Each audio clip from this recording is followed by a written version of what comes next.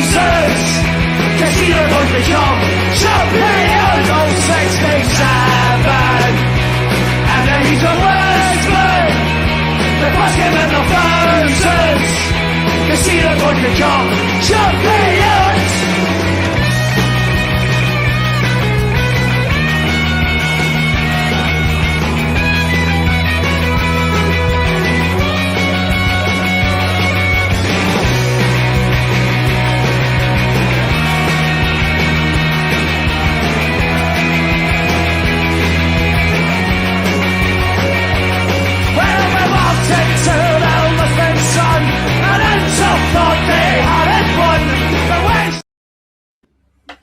Good evening everybody, welcome to Celtic Rumours TV, episode number 232, the Bawz and Bovril podcast with myself, Mark.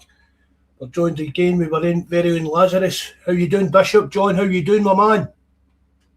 Glad to be putting my elbows out and no hitting wood.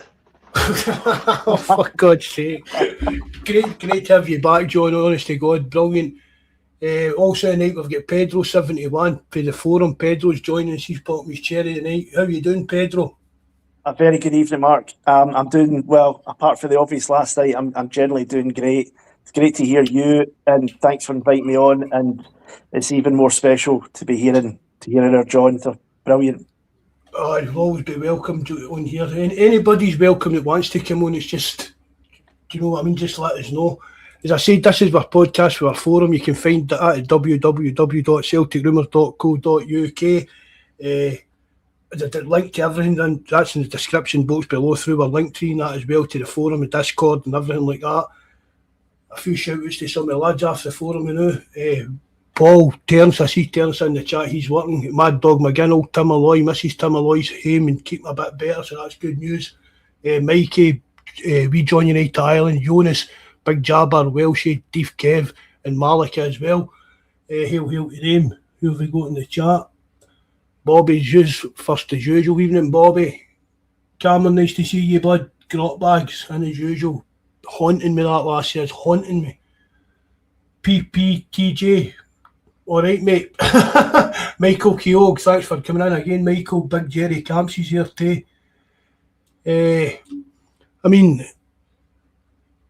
I usually start off trying to be a wee bit positive, but what a difference a day makes, man. I'm still fuming. See, before we start this, I'm still raging about last night. I'm not going to sit here and pretend that anything at all that we watched last night was acceptable. It was just none of it was acceptable. For Celtic, 4 goals in front, and they've still found a way to F it up and go out. I'm still actually beeling about it. I've had Terence on the phone this morning. I've just off the phone to Mikey there as well about it, and they're all feeling the same as well. So, I mean, who's responsible for that? Why did it happen? What happened and why? Do you know what? And then, the most important thing, where the hell do we go from here? What happens next? Well, we'll get to you, Ped, seeing as what you're popping your cherry. We'll go to you first. What's your take on last night?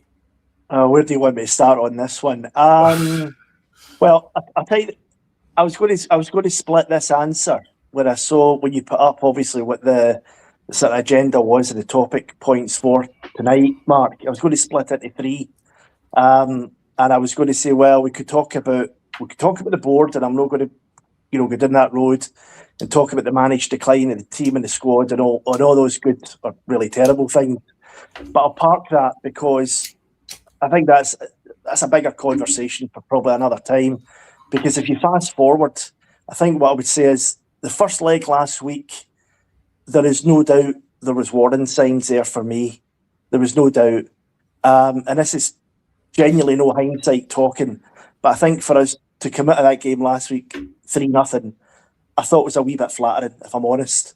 The goals were fantastic. They came at the right time. But although that side are obviously no world beaters, we're not talking about Barcelona here or PSG or anything like that, obviously. I would say that they were well organised. They were well drilled. They had a couple of offsides. I mean, that first goal that they scored last week, like in the first minute, whatever it was, 30 seconds, was a worldly as well. Obviously offside. But I was kind of thinking these guys are, they're up for it. They're really up for it. Anyway, fast forward, came away with 3-0, laughing snowballs. Get to last night, as you said, 1 each, in at half time. And I'm thinking, he's probably going to tweak it. He's probably going to just make sure that there's a wee bit of protection for the back four, because they're still at home. They still get a half. I didn't see them score the goals that they did, because that never entered my mind that they'd score that many. But unless we press, the panic button here, which clearly we did, we should be home and hosed, absolutely home and hosed. But the second half was just, I don't have the words. I had a lot of words last night, but I'm not going to use them tonight, because probably everybody that's listening and every other Celtic supporter across the planet will have used, certain words to describe the utter abomination, the shambles, the embarrassment and the capitulation that took place in that second half, the likes of which I've never seen. I've never witnessed that in 35, 40 years of watching Celtic. And when I thought it was bad enough this time last year against Almaty, Borat's team, Kazakhstan, I thought that was as bad as it could have got with Champions League qualification. But we reached a new high last night, or a new low, if you want to put it like that. What about you, John? This could go on for a while, Peds. Aye, how you doing anyway? How's things? All right? Obviously, Aye. I've not been on. I've been missing in action for a few months. Good to be back on. Right, what's your take on the game last night then? And you're not allowed to mention the board. I mean, That's the stipulation. You're not allowed to mention the board yet, John. no, I was well going off, because I was actually thinking when Pedro said that, it takes me back. Every time that we get to here, when somebody says, right, don't mention the board, let's talk about the game, it makes me think when you'd be running something, you're running a company, right, and you end up on the park having to sort something out. You're on site, you're having to sort a problem, and you're thinking, I can't even be bothered sorting this, because I know that whatever the problem would be, there was systemic, and I need to get back and sort the problem systemically, or I'm just wasting time and effort sorting this on the park. And that's me talking in a work context, and that's how I feel about the game. I can't really be asked talking about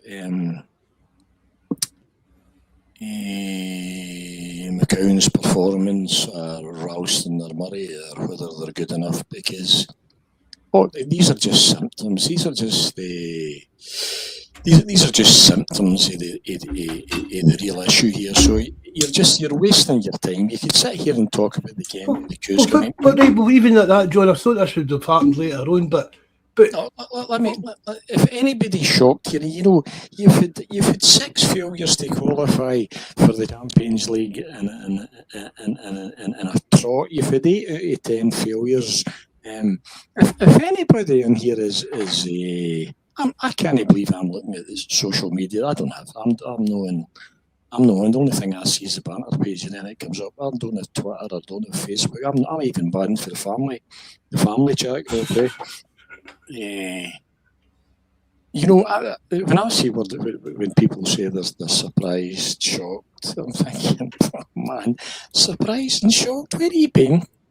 Where have you been? 6 failures to qualify for the Champions League on a trot. 8 out of 10 failures, and you're shocked. If you watched did you listen to the Irish AGM? And if nothing is going to change here until everything changes. The game's a shambles in terms of the game. No, I'm watching it at 4-0. I'm still more confident. But you and Big Camps who were talking about, we've also got a rainbow chat going there, and you guys were confident. I feared the worst.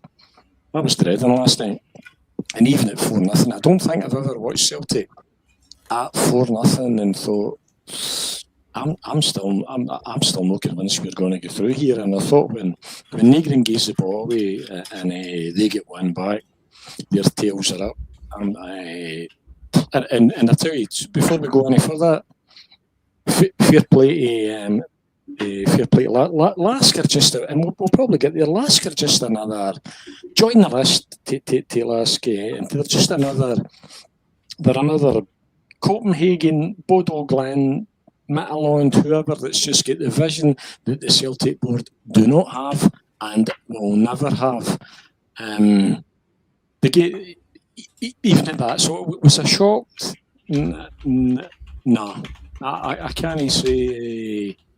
I can't say when I see a 74-year-old man in charge, when I see who I see on the board, when I see he was finishing with McCowan, Murray, Ralston, Hattati, and Scales playing at left back. Nah, I'm no shocked. Just a shambles. But before we go any further, if I say nothing else, congratulations to LASK. I thought the tribute to the Celtic supporter that died at the game last week was just class in a glass. I thought 100%. Yeah. I thought to use the man's name as well, not only to say rest in peace, but to say rest in peace, James, and to use the man's name was just absolute class. And over the two legs, best team won. What they deserved every day of the week and twice of the Sunday, and I wish them well for the rest of the competition. But nothing will change at Celtic Park until everything changes. So, but John, what did that last night's performance have to do with the board? They're not there kicking the ball. What it's got to do with the board is you've got 4 signing in. It's too little, too late. You're still crying. How's it too little, too late when they've played games? Because you've got guys. It doesn't matter who you bring in up front if you can't get the bottom. You know you're as weak as piss in the middle of the park. Aye. You've got wait a minute, Mark. You asked the question. You've got Scales playing at left back. You've got Ralston coming on at right back when you know. When you know Johnson's injured, you've been crying out for a ball winner in the middle of the park. It was. I was even at the first game. Was it Dundee United the first full game again? Was that the first game? Aye. And my laddie says to me, "We're badly needing a backup goalkeeper." Yep. Well, you're needing cover at left back. Aye, yeah. You're needing cover at right back. You're needing 2 wingers.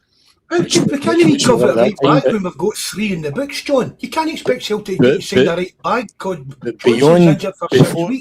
before any of that, you were needing a central defensive midfielder because you're as weak as piss in the middle of the park in terms of creating in, going forward, or protecting the back 4. And that's been the case for that's not just this season, that's not just last season, that's been the last 4 seasons. The two players that cost us last night's game, in my opinion, are Carter Vickers and Cal McGregor. The two of them are pussies. Absolute soft as shite pussies. I don't like to see Carter Vickers in a Celtic tap again. The guy's an absolute shite bag. The people that cost you the game last night are Michael Nicholson, Mackay. They weren't in the park. John. They didn't set up that team. They're the reason who's on the park is on the park. The people that cost you the game last night and cost you the qualification for the Champions League 6 times in a top failure, 8 times out of 10 failures. Michael Nicholson, Mackay sitting beside him, Dermot Desmond and his Nepo boy as well that apparently had to get drafted in to try to do the deals that Nicholson couldn't do. That's the real reason. Everything else you're going to talk about here tonight is just symptoms. It's just symptoms of the real problem at Celtic Park. Nothing's going to change. Nothing's going to change till all changes. But there is no way that a Celtic squad that said 30 odd million spent on it should be losing. Going to a game having a 4-0 lead with 60 minutes to go or something like that and losing it. There's no Celtic team that cannot be put to the board, John. That cannot be put on the board, in my opinion.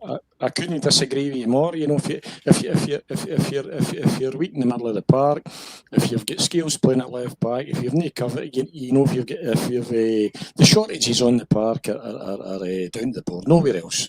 These have been too little, too late. LASK have got a guy that signed in a free for St Mirren. They've a guy in their squad that signed in a free for St Mirren, John. What's that? I don't understand your Well, point. you're going on about going. You're going on about recruitment and all that. I'm talking about that actual game, that 120 minutes game last night. Guys, a Celtic captain, it's the worst Celtic captain I've seen in my life. I don't know why what he ever done to deserve to be Celtic captain. I never know. If Scott Brown left, he just was doing that consistent slide down the way.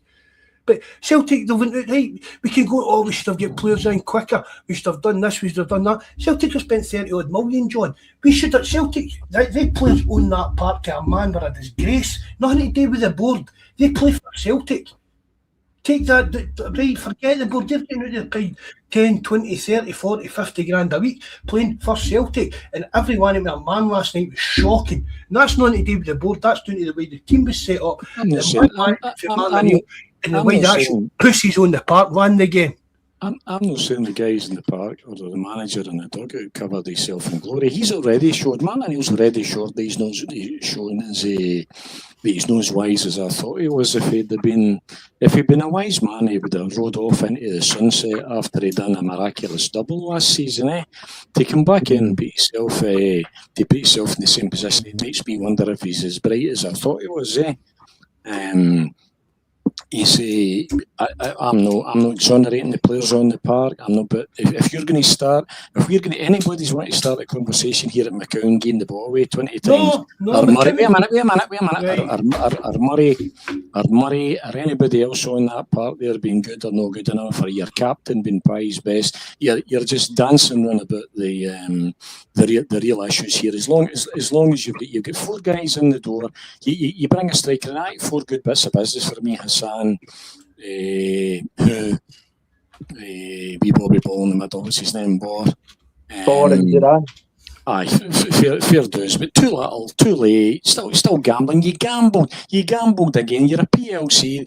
They should have resigned the day. They should have fallen on their sword the day for another 40 million pound gamble that failed. And it doesn't matter. Nothing's changing here. As I said, nothing's going to change. I mean, if it hadn't been for my health situation in recent events here, I probably wouldn't have given them another £700-800 this year again, and probably my laddie wouldn't have either. You know, and there's just no surprises for me here. And as I say, I just think if you're picking out the bones of the game, we can do that, and that would be an interest, but it's not going to change anything. It's not going to change. It's not going to make Celtic. It's not going to make Celtic, Copenhagen, Bodo Glimt, Meterlon, all these teams, as I said, that are these clubs that have got. Even you've seen it in LASK. Add them to the LASK that have got the vision that Celtic and the Celtic board will never have, because 2 reasons: they're out their depth individually to a man, they're out their depth collectively. And you're controlled. You're effectively dealing here with a major shareholder who has de facto control, and which now seems to be taking on by his Nepo boy as well. So I'll leave it at that, and I'll let you guys just have your say in the game. And the game itself. I thought we'd done all right at the beginning. When you get one, I thought. When you get one, you'd like to think you could have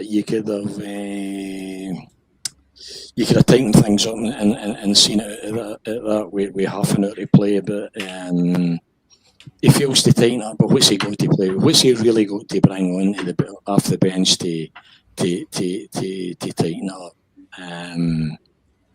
Massive to see. I'm disappointed. I mean, I'm actually past which is actually scarier for Celtic. I'm past the angry stage. I'm actually getting to the apathy stage.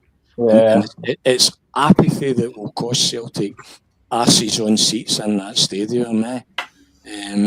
No anger, and there's a lot of people that are actually passing the anger stage and reaching that apathetic stage, and that to me is even more dangerous for Celtic as a club. I can even see it in when I see my grandwayne's going along for the Middlesbrough game, and they're saying, why can we only hear the red team? Or they've heard about Celtic Park, to see it sitting there empty. You think, as I said, there's in danger of losing a generation here, because the diehards like me, whose first season ticket was £30 when there was 7,000 season tickets, we'll not last forever. and you're just becoming an also ran. You're being overtaken by clubs that are a fraction of your size with a fraction of your turnover. And last night was just another example in a long line of examples. And that's rant over. I'll park it at that. Well, then, on to you then, Ped. What you got to say? I would say that not being a board apologist, and at the top of the show when you asked the question, Mark, you'll remember I said, well, I'd sort of thought about this from like 3 different angles, and the first one was a managed decline in the team and the squad and the board and all the rest of them. I'm going to park that. John's just covered all of that and more, as he always does. And I'm not going to disagree with what John says, because with the posts on the forum, and any time I've heard John on, this is no appreciation society, by the way, John, so don't get too big-headed, but he always talks a lot of sense, and he talks a lot of sense from the viewpoint of someone with an awful lot of experience, who's watched a lot of football and a lot of Celtic over decades. So I'd always respect that, and I don't disagree with the board scenario, what they've done, how they act, how they operate. I don't even know how they operate, because I've never worked, and I've worked in business a long time, and there's no company that I've worked for that would get away with operating the way they do. But all that aside, and I'm going to try and park it again and just push it to the side for a minute, I would still maintain that no professional football team, never mind a Celtic team, playing in the hoops, should be going out last night in that second half and completely collapsing with the lead that they had.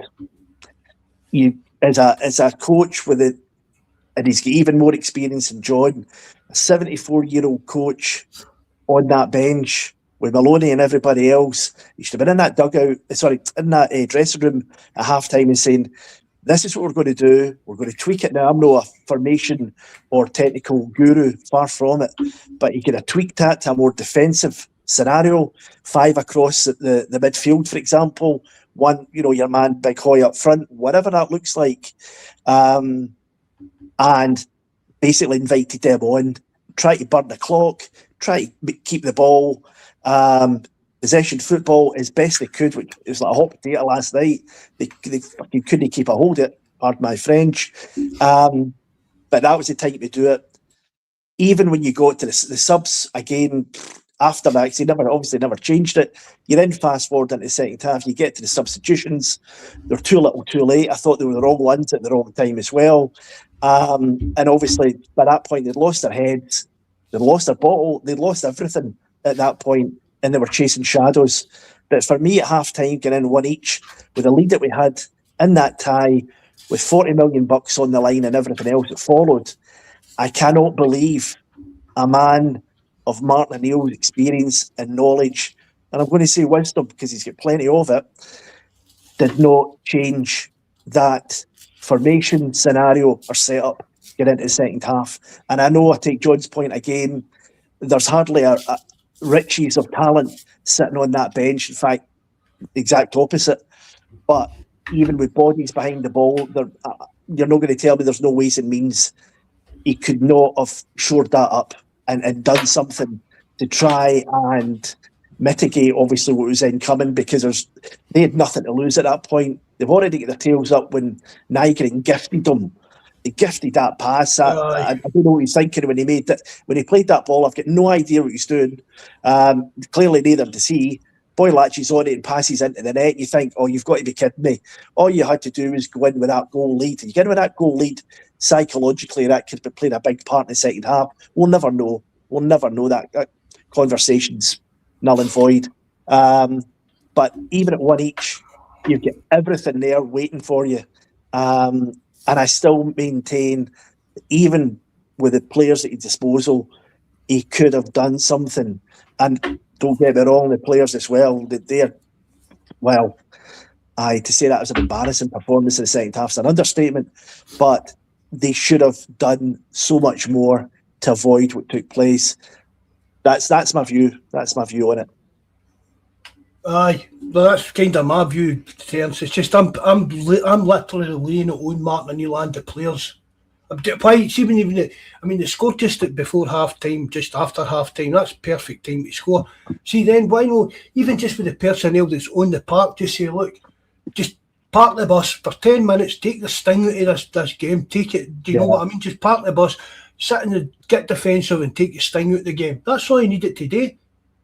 There's got to be. I never played football at any level, Mark, and maybe some of the guys on the forum, the guys listening tonight, probably have at some sort of level. I only played schoolboys and lower, but never at any level.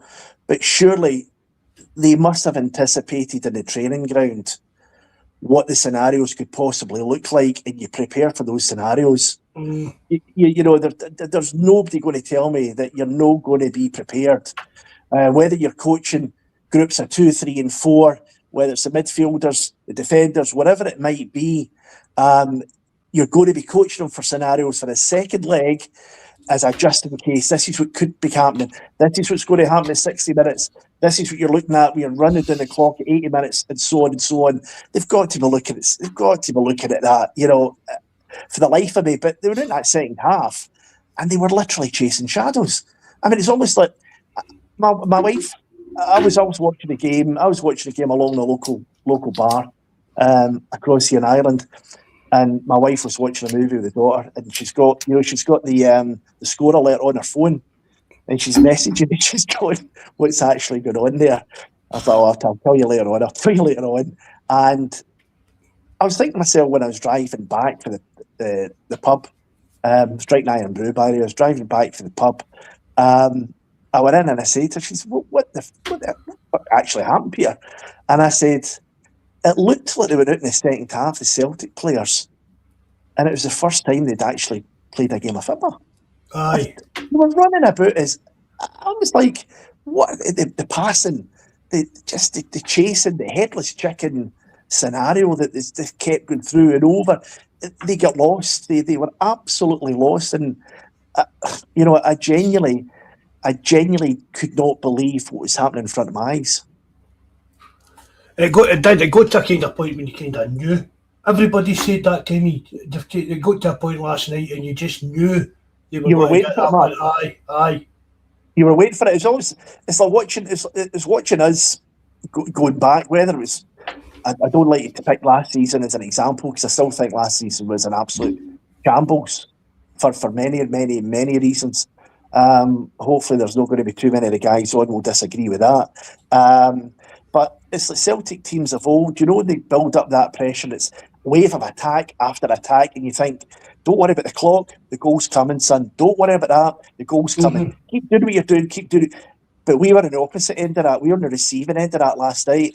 And every time I watched them come forward, it literally was hot knife through butter. They were just cutting right through us, and I'm thinking, this next attack could be a goal. The next one after it's a goal. Or it's a long throw. That could be a goal. Or it's a corner kick. We can't defend them. It might be a goal. And then, case in point, Hatate's penalty. I mean, seriously. He tried to take the guy's legs away from outside the box. Couldn't get close to him. And then thought, I'm going to chop him to the inside. I'll just do it anyway. I was saying, what are you doing? I mean, to be fair to Sarasalo, he saved what I thought was a decent penalty. And he had that one out off the underside of the bar. That could have been 7 or 8 last night. Aye.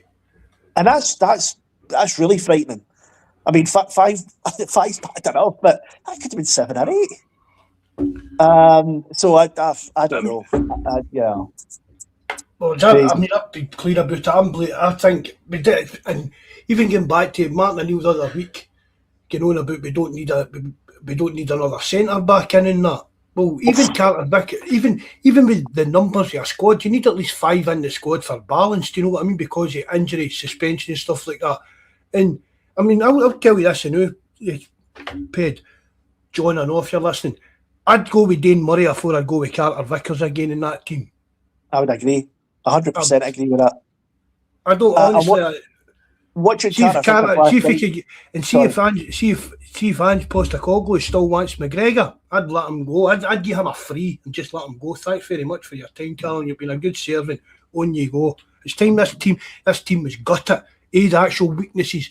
Cal McGregor seems to get a free pass off a lot of Celtic fans. Carter Vickers, some of the stuff you see on social media about Carter Vickers, you think he's Franz Beckenbauer in his prime, and he's just and they're saying somebody saying, "Oh, he's no fit." Even when he is fit, it doesn't matter. Come Europe, he's still getting fun out year in year out. The same as McGregor's been for Scott Brown left. But mate, well, there's probably two threads of conversation, or 2 points there, Mark, in what you've just said, and I agree again with what you're saying, what Foxy's saying as well. But on that,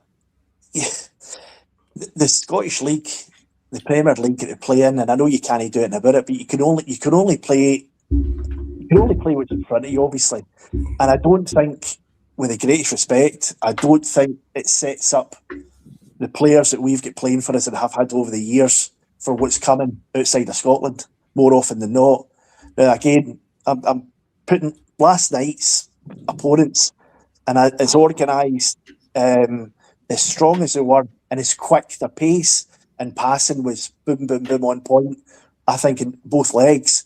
But putting that aside, when you're coming up against so-called bigger teams, and I know we can't beat the weird ones, but when you're talking about the so-called bigger teams, the Scottish League hardly sets you up for that. So the gulf in class is phenomenal. But Carter Vickers coming back for his latest injury, now he was never blessed with pace. The big fella's never had any pace. I've seen Milk turning quicker. But when you put him in a European setting, these guys just eat him alive. Because he literally, whenever I see your defenders, whether it's Trusty or Carter Vickers, see when they're running with their back to goal and they've got the attackers coming towards them, it's panic stations, it's hitting the big red button, and it's almost like, what am I actually going to do here? And more often than not, either ends in a goal or worse. But last night, I just think he's even lost what bit of pace he might have had. I don't know if he's come back for this injury too early, whether he's not 100% fit. I don't know what the scenario is behind the scenes, but he's not got any pace to lose or any more pace to lose because he's got nothing to start with. And I would take your point. I would put one of the young boys in, it's got to be Dane Murray. I'd put him in before I continue that. They might not have any choice. I don't know to the extent. Have you heard any reports on the injury last night? I don't know. No, I've not really heard anything. How but bad even that Dane Murray, I mean, Dane Murray's he's not a young player now. He's like 24 or something like that. He's had a bit of unlucky with injuries as well. But yeah, give the boy some games and let's see what he can do. He can't be any worse than Carter Vickers. Well, you're never going to find it unless you try them. And it's almost like, well, what have you got to lose? Because you've got Celtic supporters, and I'm amongst them. On occasion, you're crying out and saying, well, what's the point of having the youngsters when they're sitting on a bench or even getting in the squad and you're even giving them minutes? So if you've got an opportunity at the back of that performance last night, you'll never have a better chance to give these guys more minutes and more time on the park. And it's an awful lot easier giving them time, with the greatest respect, in the league and the cup games domestically, build up a bit of confidence. And then now we're getting into the Europa League, which, by the way, and I know we'll probably go on it, so I hope I'm not jumping the gun, it is much, much closer to our level, let's be honest here as well. Champions League, 40 million quid and everything that was riding on it is all very well, and the prestige of the games. But how many times are we going to get pumped 6 and 7 goals in the Champions League and go, well, it was great just getting there? Is that what we really want?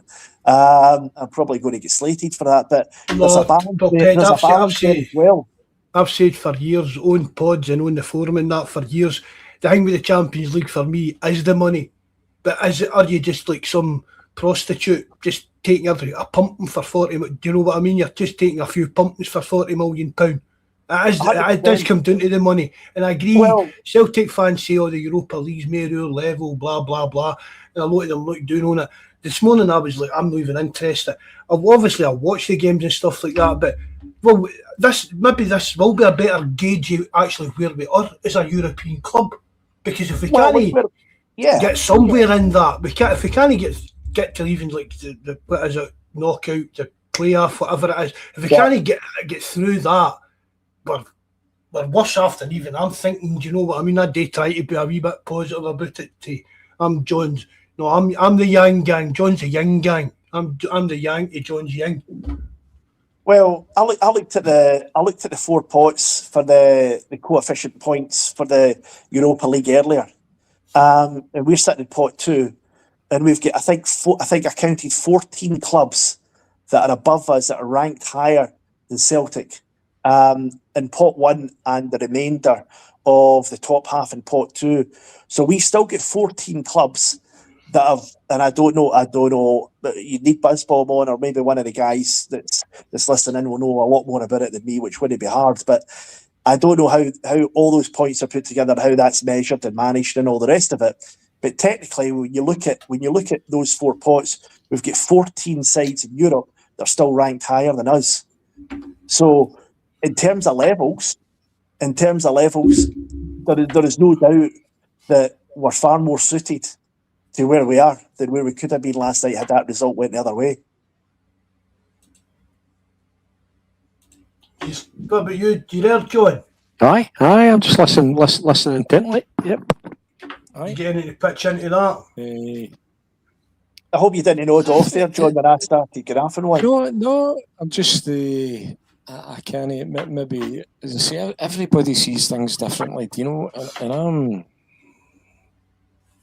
And there's just something that stops my brain getting into the minutiae when I can see systemic problems, and I've just been here too long. I'm just too old. I'm just totally and utterly disillusioned. I'm getting here on Saturday. I was a lucky man even to be back at Celtic Park for the last game, and that was an emotional experience. And I was so much looking forward to getting back in this Saturday, you know. And if anybody can take the sugar out your tea, it's Celtic, yeah. I can't get. As I said, when I was on the post today, I couldn't even. I could get into the debates about McCowan and Murray. We're talking about somebody's defending Murray. To me, Narovsky. Is Narovsky and Welsh were better than Murray. Murray's never Celtic class, but neither's half the team. But add that to the fact that the reason there is that half of that team is here, and that's all O'Neill's got to play with, is down to recruitment, and that's down to the board. And the reason that O'Neill's in charge is just that Martin O'Neill's in charge of Celtic last night is just the biggest red flag you've got in terms of the Celtic board's vision. And as I said, I would just be repeating myself. I'm just saying nothing's going to change until everything changes. Until the boy, you know, apparently the Irish AGM where Michael Nicholson tells us it's just too fucking hard. It's hard. And that's why you're paid a fucking £1 million, Michael, because it's fucking hard. It's hard. I would take it. These how much is my captain getting paid to come out and say that he shat the bed when he went 2-1 down? Gregor's on 37 grand a week. We can't deal with these agents. We've got England beside us. You know, we've had England joined on us for a long time, fucking Michael, unfortunately. You know, these big bad agents, we can't compete the weather. Glasgow, you could get fucking chipped. It doesn't stop. How come Norway and Sweden and how come these Manchester, Newcastle? You've been in fucking Newcastle. Don't start me. Don't start me, Newcastle, man. Back to the point I'm making is that LASK, they outclass you. Home and away, right? You won 3-0 against the run of plays, but last night was coming. When you it's your 6th failure when you've had to qualify on a trot. 8 out of 10, as I said. Your list of failures, right? And we all know them. But get your head. I'd last Kira, Metalon, Ferencváros, Cluj, Athens, Astana, absolute fucking giants of the game, And you're trying to see that game out last night with Taneki, Hattati, Scales at left back, McCowan, Murray, Ralston, and your Doohan's your backup goalkeeper. We've been crying out here for a centre mid since Scott Brown hung up. hung up his boots. Too little, too late. Good signing. Actually, the one bit of hope for me was the fact that your two recruitment guys, is it Cooper and Bell? Is that, or are they the one person? Is there another guy? No, Mark Cooper and Jimmy Bell Walker. Aye, right. Bill Walker and Cooper. There's obviously somebody doing something right in terms of Ho Hassan. I think will come good. Why he didn't get a shot? Why Ralston comes on before him last night? That was an odd one. That was odd. Bizarre. Bizarre for me. But the very fact, Martin O'Neill should be nowhere near Celtic Park. Martin O'Neill should have been riding off into the sunset at the end of last season with his legacy intact, because he's seriously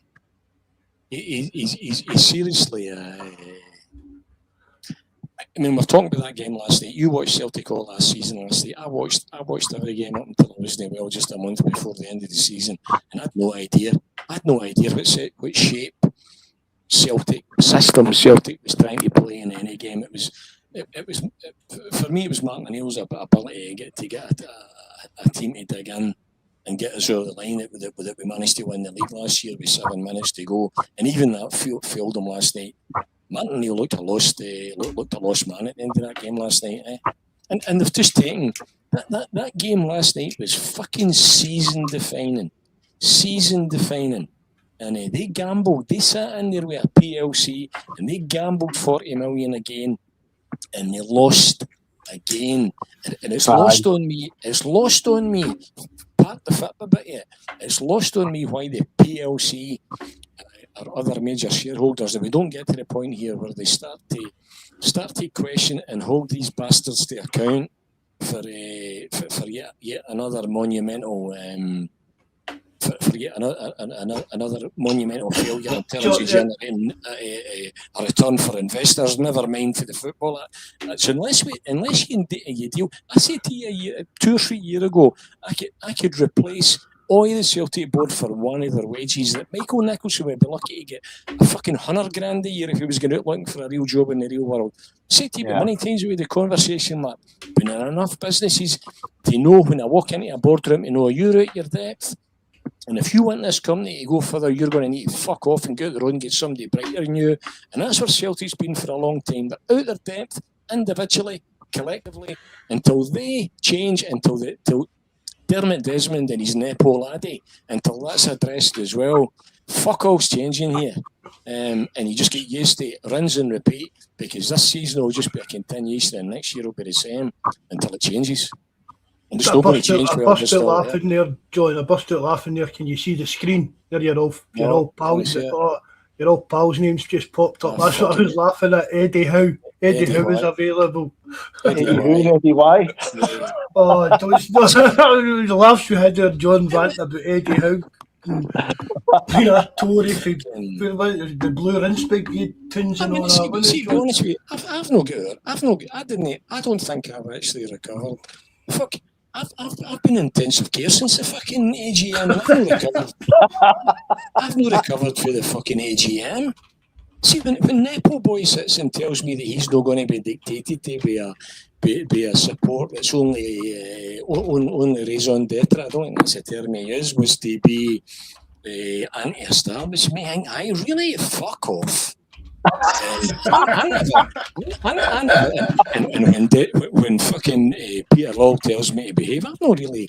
That to me is when I realise that the gap there is between the Celtic board, the Celtic I grew up supporting, and the gap between me and the board has never been. You're talking about me down to chapel at the weekend there, and I get the same thing with the get well cards and the mass cards I got when I wasn't well. And a wee reference to my love. Hopefully that team's cheering you up or whatever. You're talking about doing to match all the wee old dears. The old dears represent a Celtic that no fucking longer. It certainly doesn't exist. At board level. The only thing that makes Celtic a club like no others, me and you, Pedro, we're what sets Celtic apart. Fucking knowing the boardroom. There's nobody. There ain't an entrepreneur or a businessman sitting on that board. And that's what amazes me, because I personally know guys that are brighter than them sitting behind them, and I can't for the life of me, I can't for the life of me understand why somebody somewhere is no starting to think this needs to Desmond, his Nepo boy, and the incompetence that masquerade as a board of directors are held to fucking account. They're all puppets, John, obviously, aren't they? They're all puppets, and he's a puppet master pulling the strings. I was just laughing there when you're talking about... Sorry. Them because you're right that all you're going to get is a new puppet and the same puppet master. Yeah. You know, that's the bottom line, eh? I was just thinking about the ironies you're talking about that with Desmond and baby Desmond, because there's a lot of the supporters, and maybe everybody listening will probably know, it's not any secret, but they're actually from Macroon in Cork, and only last week was the anniversary of Michael Collins' death. And I just think to myself there, John, as you're speaking, you couldn't get two characters for the same county further apart. I'm talking about poles apart in terms of men and individuals. It's an absolute, oh God, it's a travesty. It's an embarrassing travesty. But I don't know where that goes, because you know something, and I agree with you. I thought Martin O'Neill, going back to a point you made earlier on, John, I thought Martin O'Neill would have walked away at the end of last season. And you mentioned miraculous. I think you used the word miraculous. It was an absolute miracle. If it wasn't for the other two shitting the bed, there is no way we should have won that league last year. Absolutely no way in a million years we should have won that league. But it was only Martin O'Neill coming back for the second time in a season, obviously after initially coming in the back of Rodgers when he got shafted, and then in the back of the Frenchman whose name I can't even mention. I cannot mention that clown's name, and came in the second time to sort that mess out and still won that league. I thought it was the absolute perfect opportunity to say, my work here's done. Thanks very much, guys. I'll see you later on. The best of luck. But he's come back one more time. But the irony being that the funny thing is, he could sign another 2 or 3 players in this window, whatever it is. We obviously need a goalkeeper. I don't know how we don't have a third goalkeeper, but he should have a goalkeeper, 2 of the other positions. I know we need a lot more, but let's just say, hypothetically, that he brings in another 3 or 4 players, whatever it is, he could still walk away with the treble and qualification in the next round of Europa. So, to take your point, John, it's rinse and repeat. Nothing else will change, because that's going to appease a lot of the supporters, and they're going to say, "Oh, well, that's great. That's another treble. It's our 117th treble. That's brilliant." But nothing's actually changed behind the scenes. See, I've said that for time. But even to you, John, on podcast, me and you were always like, me and John arguing and that back to for it, but it's just we disagree. We're good pals and that, but that's one thing we have agreed on, John. It's the league titles and the trebles and the quadruple trebles and all that. The paper there, the cracks, the club not been run right. Absolutely. You know what they did for years, and the same again, because I used to get said on the forum, what you moan for? How many years have I known about bringing in a director of football, John? Peter, you'll know that even for the forum as well. For years and years I haven't known about it. Well, you're preaching to the choir, because I always agreed with that, because that's just so far behind the way a modern club is run. And I hoped, even in John, that you said I know about Mark Cooper and Jimmy Bale Walker seem to be doing a turn with recruitment in that. Well, could one of them take on that role of director of football? I don't know. But if these guys are funning as these players, because it seems to one of them or both of them seems to be their guys in the chat will know better. One of them seems to be South America's their kind of specialised area or something like that.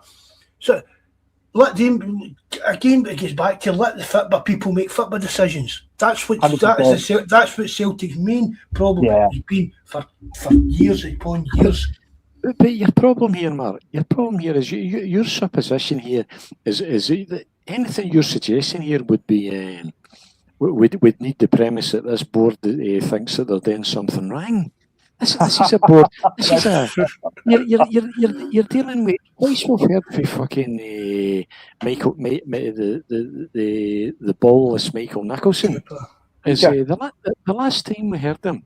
The last time we heard from him, up until the AGM, he was just telling it was too hard.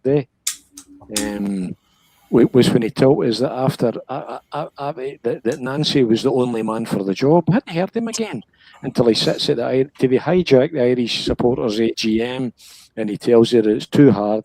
Glasgow's no a nice place and we're joined on to fucking England and we can't do it. Michael Nicholson, he's the Callum McGregor in the boardroom. What did Mike right? What did Callum McGregor do to deserve being Celtic captain compared to what did Michael Nicholson do to deserve to be the Celtic CEO? I think that's harsh on. I would agree with you every day of the week. Callum McGregor's never a number 6, but I think you're harsh on. I think to compare Callum McGregor with a useless bastard that is Michael Nicholson is fucking harsh. He's a spinelessism, John. He's a spinelessism. When everything's not fine and dandy. When everything's fine and dandy, Callum McGregor's there fucking waving and dancing and we're going fucking nowhere. It was the 6 weeks ago he turned around and says if the board don't want to match my ambition, I'll need to look elsewhere. Where the fuck was his ambition last night? My point was, in terms of your direction and your vision as a club, you're dealing with a board that don't think they're doing anything wrong. You're dealing with a board that you're dealing with a board that thinks that qualification, participation is success. You're dealing with an arsehole of a boy that tells you that we can't afford to fucking swing and miss. See, I mean, honestly, there's no much gets. I'm actually thinking I'd go to moved for anger and apathy. But see the thought he has wee fucking face sitting at that AGM. You know what I said to my laddie? Even my laddie said to me, calm down. If you'd have given me that letter and said to me, get yourself out of Glasgow and read out that to the Celtic supporters, you'd have said to you, fuck off that. Wait, you and read it out, eh? If you've got something to say, eh? I said to you, John, I'd have told my mum, look what he's wanting me to do. And your mum would have been like, no, fuck that. Send him to do it. 100%, but we're still sitting with an interim chairman. We've not even heard anything about that. That's because Terry Thomas has to give it a point one yet, Mark. That went a bit garbled there. Bobby saying that Ross. You're saying that just coming in as chairman. He's just trying to get a rise out of you here, I think. I don't know if you saw that as well, but I think it was Bobby said it's a guy Cooper is a South American sort of expert. Yeah. It's the situation. Scout. Yeah. That's going on day to day in the background, whatever it is. This nothing new we can go away. Monty, I'd give me off for Celtic. Cal McGee, what's that meant to mean? Cal Mac gives his all for Celtic. It's not surrounding him with quality. Cal Mac gives his all for Celtic. Well, his all's not good enough. It's as simple as that. If that's his best simply isn't good enough for Celtic, and it hasn't been for seasons now. He's been playing in position for seasons. But I mean, this is. Are you saying so? Simply the best? Is that what you're saying? Aye, definitely. Aye. But for Brownlee, he's never a number 6 or CDM. Never. No. And this isn't just on Martin O'Neill. This isn't just on last night. This has been, and to use a word I learned off of John, systematic our seasons. Brendan Rodgers, Postecoglou, Martin O'Neill, they all consistently played Cal McGregor as that role, which he can do in Scotland. But every year he's been fun out in Europe. Every single season he gets fun out in Europe playing like that. The team, he should have been moved up. There should have been a proper CDA. See, honestly, people went on about, Engels was a waste of money. For 2 years, people said that. That was an Engels-shaped hole in that team last night. Yeah. Maybe not ideal, but if Engels had played in that game last night, I don't think we'd have lost that heavily. We might still have lost, but I think we would have went through. It's that type of player that we were missing. But see that, we used to have brought in a proper CDM and move McGregor up to replace the Engels position. That's what we should be doing. McGregor shouldn't be running the show. He's not got the capabilities to control the game the way a proper CDM should be doing. Yeah, 100%. 100%. Everybody in their uncle can see Engels. That's his role. Engels' replacement should have been in the building long before. We knew for January that Engels was leaving. He knew that Engels wanted to leave the building. So that was the shock. His replacement should have been back in. It's just. But if his replacement was depending on his qualifying for the Champions League, John, the boy for Torino, and Engels had stuck about, Engels was going to be playing in these two legs, but he decided, no, I want to get this move to West Ham pushed through. So we couldn't have signed his replacement. You knew why not? You're sitting here with $100 million in the bank again, and you've had a £40 million fucking gamble failed again when you knew that Engels wanted to leave in January. Right, so we signed the boy for Torino. We signed the boy for Torino at 12 million or whatever it is, right? Engels is still here and he breaks his leg. So we're stuck with Engels and the player was spent for 10, 12 million. You can't just go and, do you know what? And this is right, and see what you're saying, John. I said this to Terence and Mike earlier. I think about this in chat as well. See if Celtic had went out and like Martin O'Neill said, right, the boy for Torino, I'm not trying to pronounce his name, right, the boy for Torino, he's not coming unless, but he's not coming if we don't get Champions League football. So we'll go to number 2. So it's just going to come when we want, but then we'd be happy. We'd be happy with that. Do you get what I mean by that? Would you be happy with moving down the list just to get them in earlier? But there may be lesser quality, but they'll come in sooner.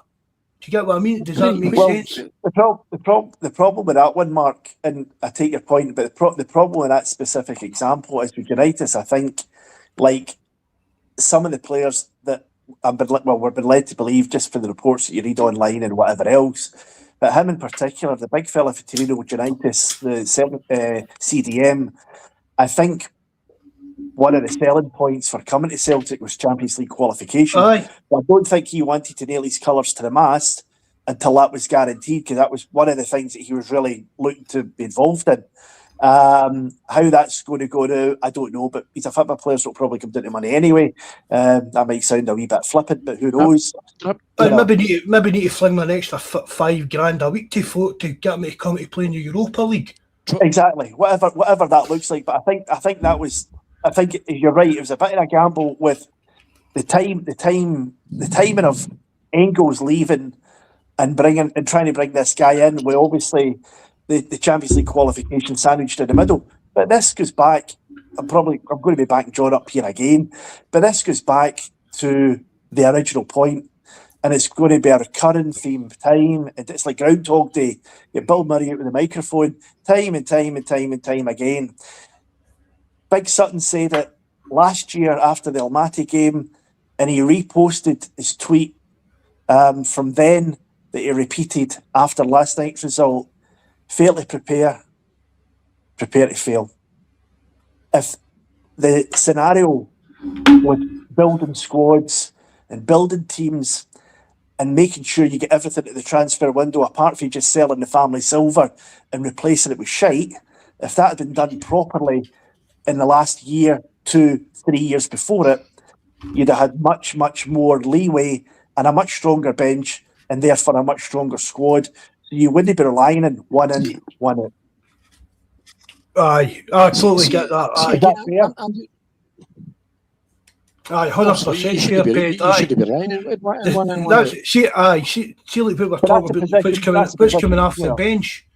The squad should, that's maybe what I'm trying to say. See the way a Celtic squad's built or 2 or 3 a year. A Celtic squad should be good enough to beat LASK. A Celtic squad should be good enough to beat your Kairats and teams like that. Do you get what I mean? We shouldn't be relying on. I mean, let's not be kidding. Right? I'm not going to throw Luke McCowan under the bus because I quite like the wee guy. He's Celtic through and through, and I think he signed a new contract. He knew there's not a person in Scottish planet Earth that didn't know that he was out his depth last night. So I'm not going to throw him under the bus for being stinking. But his place in that squad shouldn't be coming on in a Champions League qualifier. Do you get what I mean by that? The squad, I totally agree with that. Our 2 or 3 year, the squad in general is just the standards of that. You look at the bench, and the bench is weak. There's a couple of decent players and stuff like that, but there's no depth in the squad. There's nothing, Mark. it's a bit like Christmas. Champions League qualification comes around at the same time every year. So they've got time to prepare and build for this, but it's never been done properly. It's never, and what they have done with last season, the disaster that last season was, it still ended up winning the double, and because of that guy I'm not going to mention, the French clown, that he lost the other trophy that obviously Martin O'Neill, ironically enough, got us into the final of, the League Cup.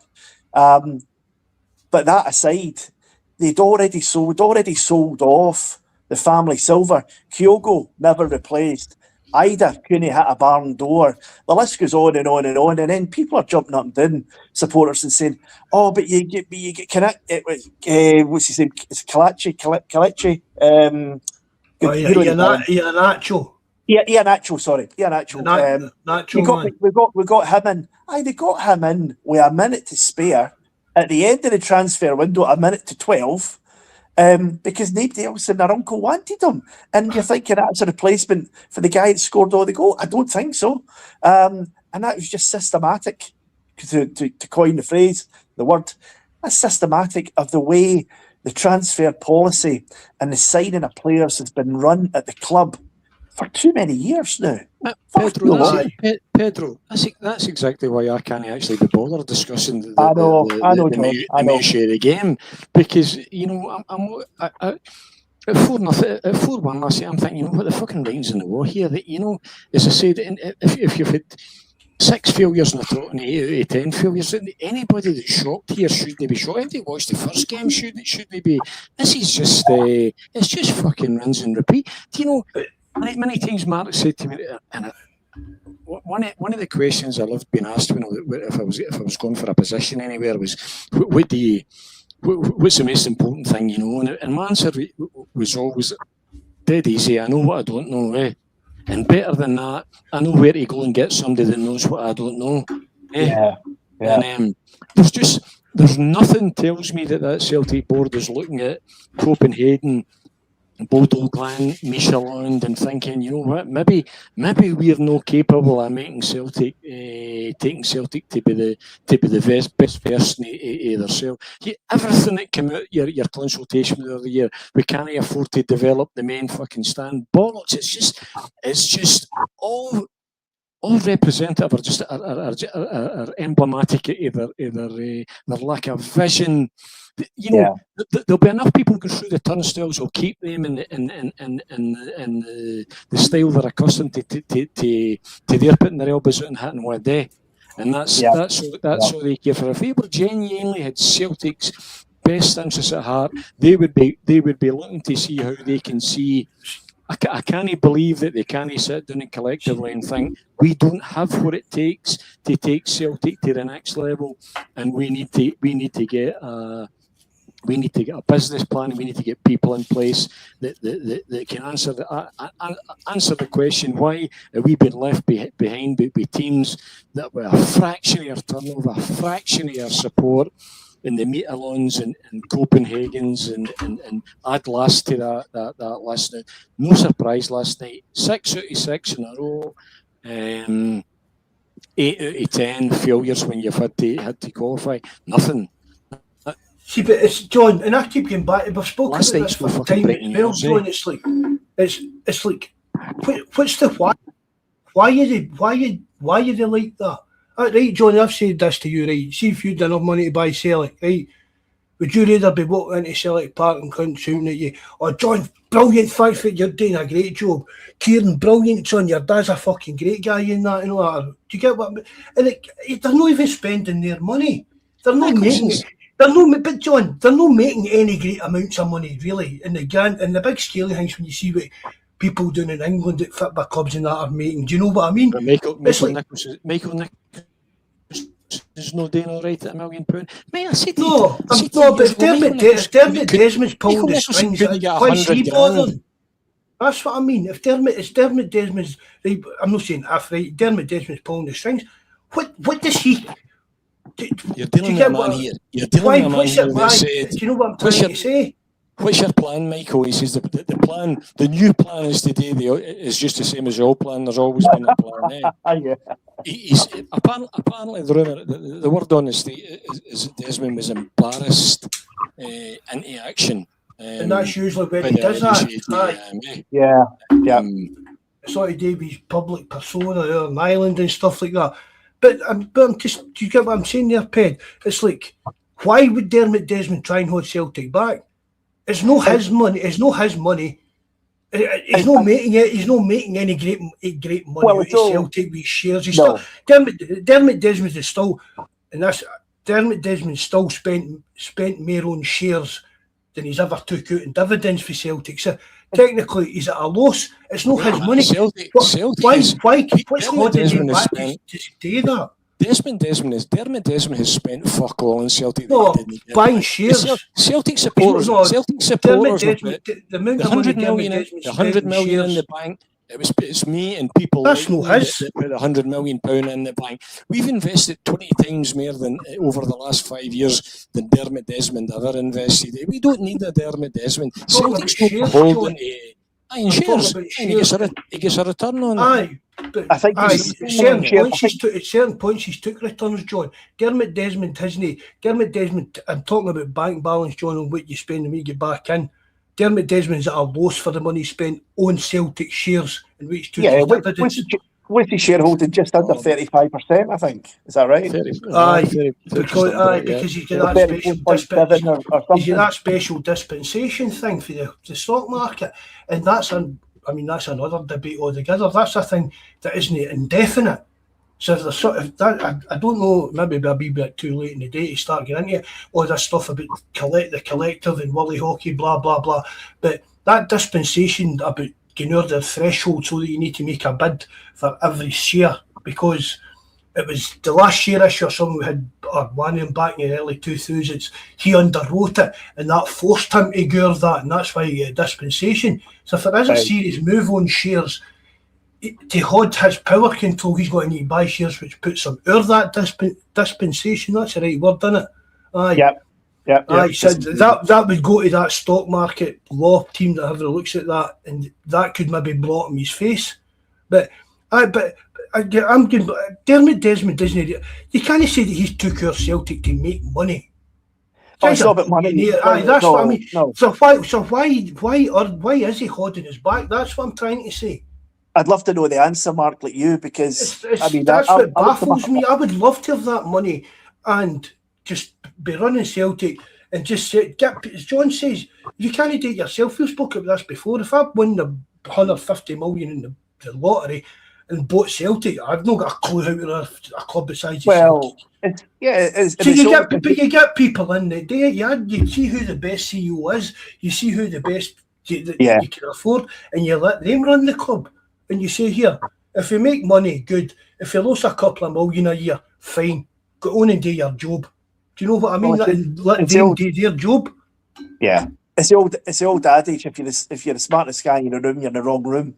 And there's no doubt that Dermot Desmond is a very clever player. There's no doubt about it. I looked him up the other week, and I think Forbes has got him listed as been worth about 2.3 billion US. So it's got nothing to do with money for Desmond. He could buy other clubs a lot bigger than Celtic. So why did he do that? Well, I don't know if it's a power trip. I don't know if he's trying to create some sort of generational thing with his wee boys. Sorry, John, that's not the words you want to hear. But I don't know what it might be, so he can brag about it at the golf club in the Bahamas. I don't know what it is. I really don't get it. Celtic for me, have turned into the club and, dare I say it, the quote-unquote institution that David Murray would have loved Rangers to be. Loved it, right? So, look what he done to keep that adulation. Dermot Desmond doesn't need to spend a dime of his own money or go to a bank or nothing to get that type of adulation that David Murray had for 20 years at Rangers. As John says, all that money in the bank, everything, that's the fans, and it's not his money. So why can he not just open up the what was the name you used the other day, the other word, John, anatomy or something, anatomy you said, or something that maybe his baby boys go with transfers. Open up, I thought that's that autonomy. Why not just open that up? It's not his money. Do you get what I mean? Is it a control thing, a power thing? I genuinely don't know what the deal is. But I mean, maybe I know you're saying we're going to probably be curtailed and run out of time. But I'd be interested. I've not looked enough into it yet, and I know a lot of the guys that are listening in and the guys in the forum will probably know it backwards, and certainly John and yourself. But I'd love to know more about the ins and outs of the shareholdings and what you've been talking about in terms of the threshold that he's maybe sitting at. And I'd also like to understand a wee bit more about what Willie Hockey's trying to do in the background. Did you know, say there's a second group trying to do something as well? And what's it going to take for them to be in a position to challenge Desmond? Because although he's not a majority shareholder, he's a minority shareholder, if that makes sense. Aye. Where's these £10 million worth of shares at Willie Hockey? Where are they coming from? Where's the £10 million worth of shares at Willie Hockey's wanting? Who's selling the £10 million worth of shares? And what's stopping Dermot Desmond buying these? Do you get what there's that many questions. I've said this before, and I've even said it to the collective and meetings and stuff like that. It's the hardest thing at Celtic. I know John this, and we all kind of want it, but the hardest thing at Celtic to force any kind of change is going to be getting rid of Dermot Desmond, because that is going to take serious money. Well, do you know what I mean? You'd hope that he'd open his eyes and get the right people in to run the club to the best that it can be. That's all we want. We're not expecting Celtic to win the Champions League and go £50 million into debt buying players. Just be the best that we can be. 100% was. John always said, be the best version that you can be, the best version of yourself that you can be. But playing devil's advocate, and going back to John's point from earlier, Mark, if you think back, you need to have a board or a guy who's pulling the strings of the board in Desmond that actually has got to admit to themselves that things are on all roses in the garden, that things are going wrong and things need to be fixed. I don't think these guys believe any of that's the case, because if you bumped into one of them in a queue outside a shop or outside Celtic Park or anywhere else and said, how you know doing this and how you know doing that, I'd say, well, we've won 14 titles in the last 15 years. We've won X amount of trebles. What is it you want? But to the same extent, but to the same extent as well, Ped, they've come out and said, "Oh, we've made mistakes. We know this could be better." We heard it all last year. That's just, yeah. I mean, that's not even. There's no truth whatsoever in any of that. That's just mere sound bites, kind of thing. That's all sound bites and bullshit. That's all that is. Is that Eddie? Bar it back. You know. Can you see that on the screen, Ped? What's that? Sorry. Can you see the screen? Aye, we were last night. Is that Eddie? Eddie C? Could be. Anyway, Eddie, nice to see you. Just give 2 minutes to give a few shout-outs to some new names, because there've been a few tonight. Sorry to ignore you all. 2, 3, 4, Cheech. Thanks for coming in. Chris Fraser, I saw you were in earlier. Thanks for coming in, bud. Anton. Ian Macintosh, Ian's an old trooper. He's been in a few times. I've spoke to him. Brian McGarry, nice to see you in, mate. I like to give shout-outs to people that are kind of new, do you know what I mean? Let you know that you're seeing what they're typing in and that, because I'm a nice guy. Who told you I'm a nice guy? You pitching in on that, John? What do you think? What's up? Like, the reasoning of why Dermot Desmond doesn't want to be like the David Murray of Celtic. To get the adulate, to get what I mean, doing the good guy stuff, but he's not doing anything dodgy. It's the fans' money. We'll subsidise it. You spend the money on good players, we'll subsidise that year after year after year. We don't need any of your money, Dermot Desmond. We'll give you money to spend. See, to be honest, I'm not remotely interested in what's going on in Dermot Desmond's head, in any respect that anybody's got from anybody that thinks if somebody thinks the the money you've got in the bank is reflective of what you're as a man. I saw everything I needed to know about Dermot Desmond and his laddie. Not remotely interested. My only interest in Dermot Desmond is that his involvement with Celtic Football Club is detrimental. That he has de facto control. His laddie's attitude, as I said at the AGM, just reinforces that.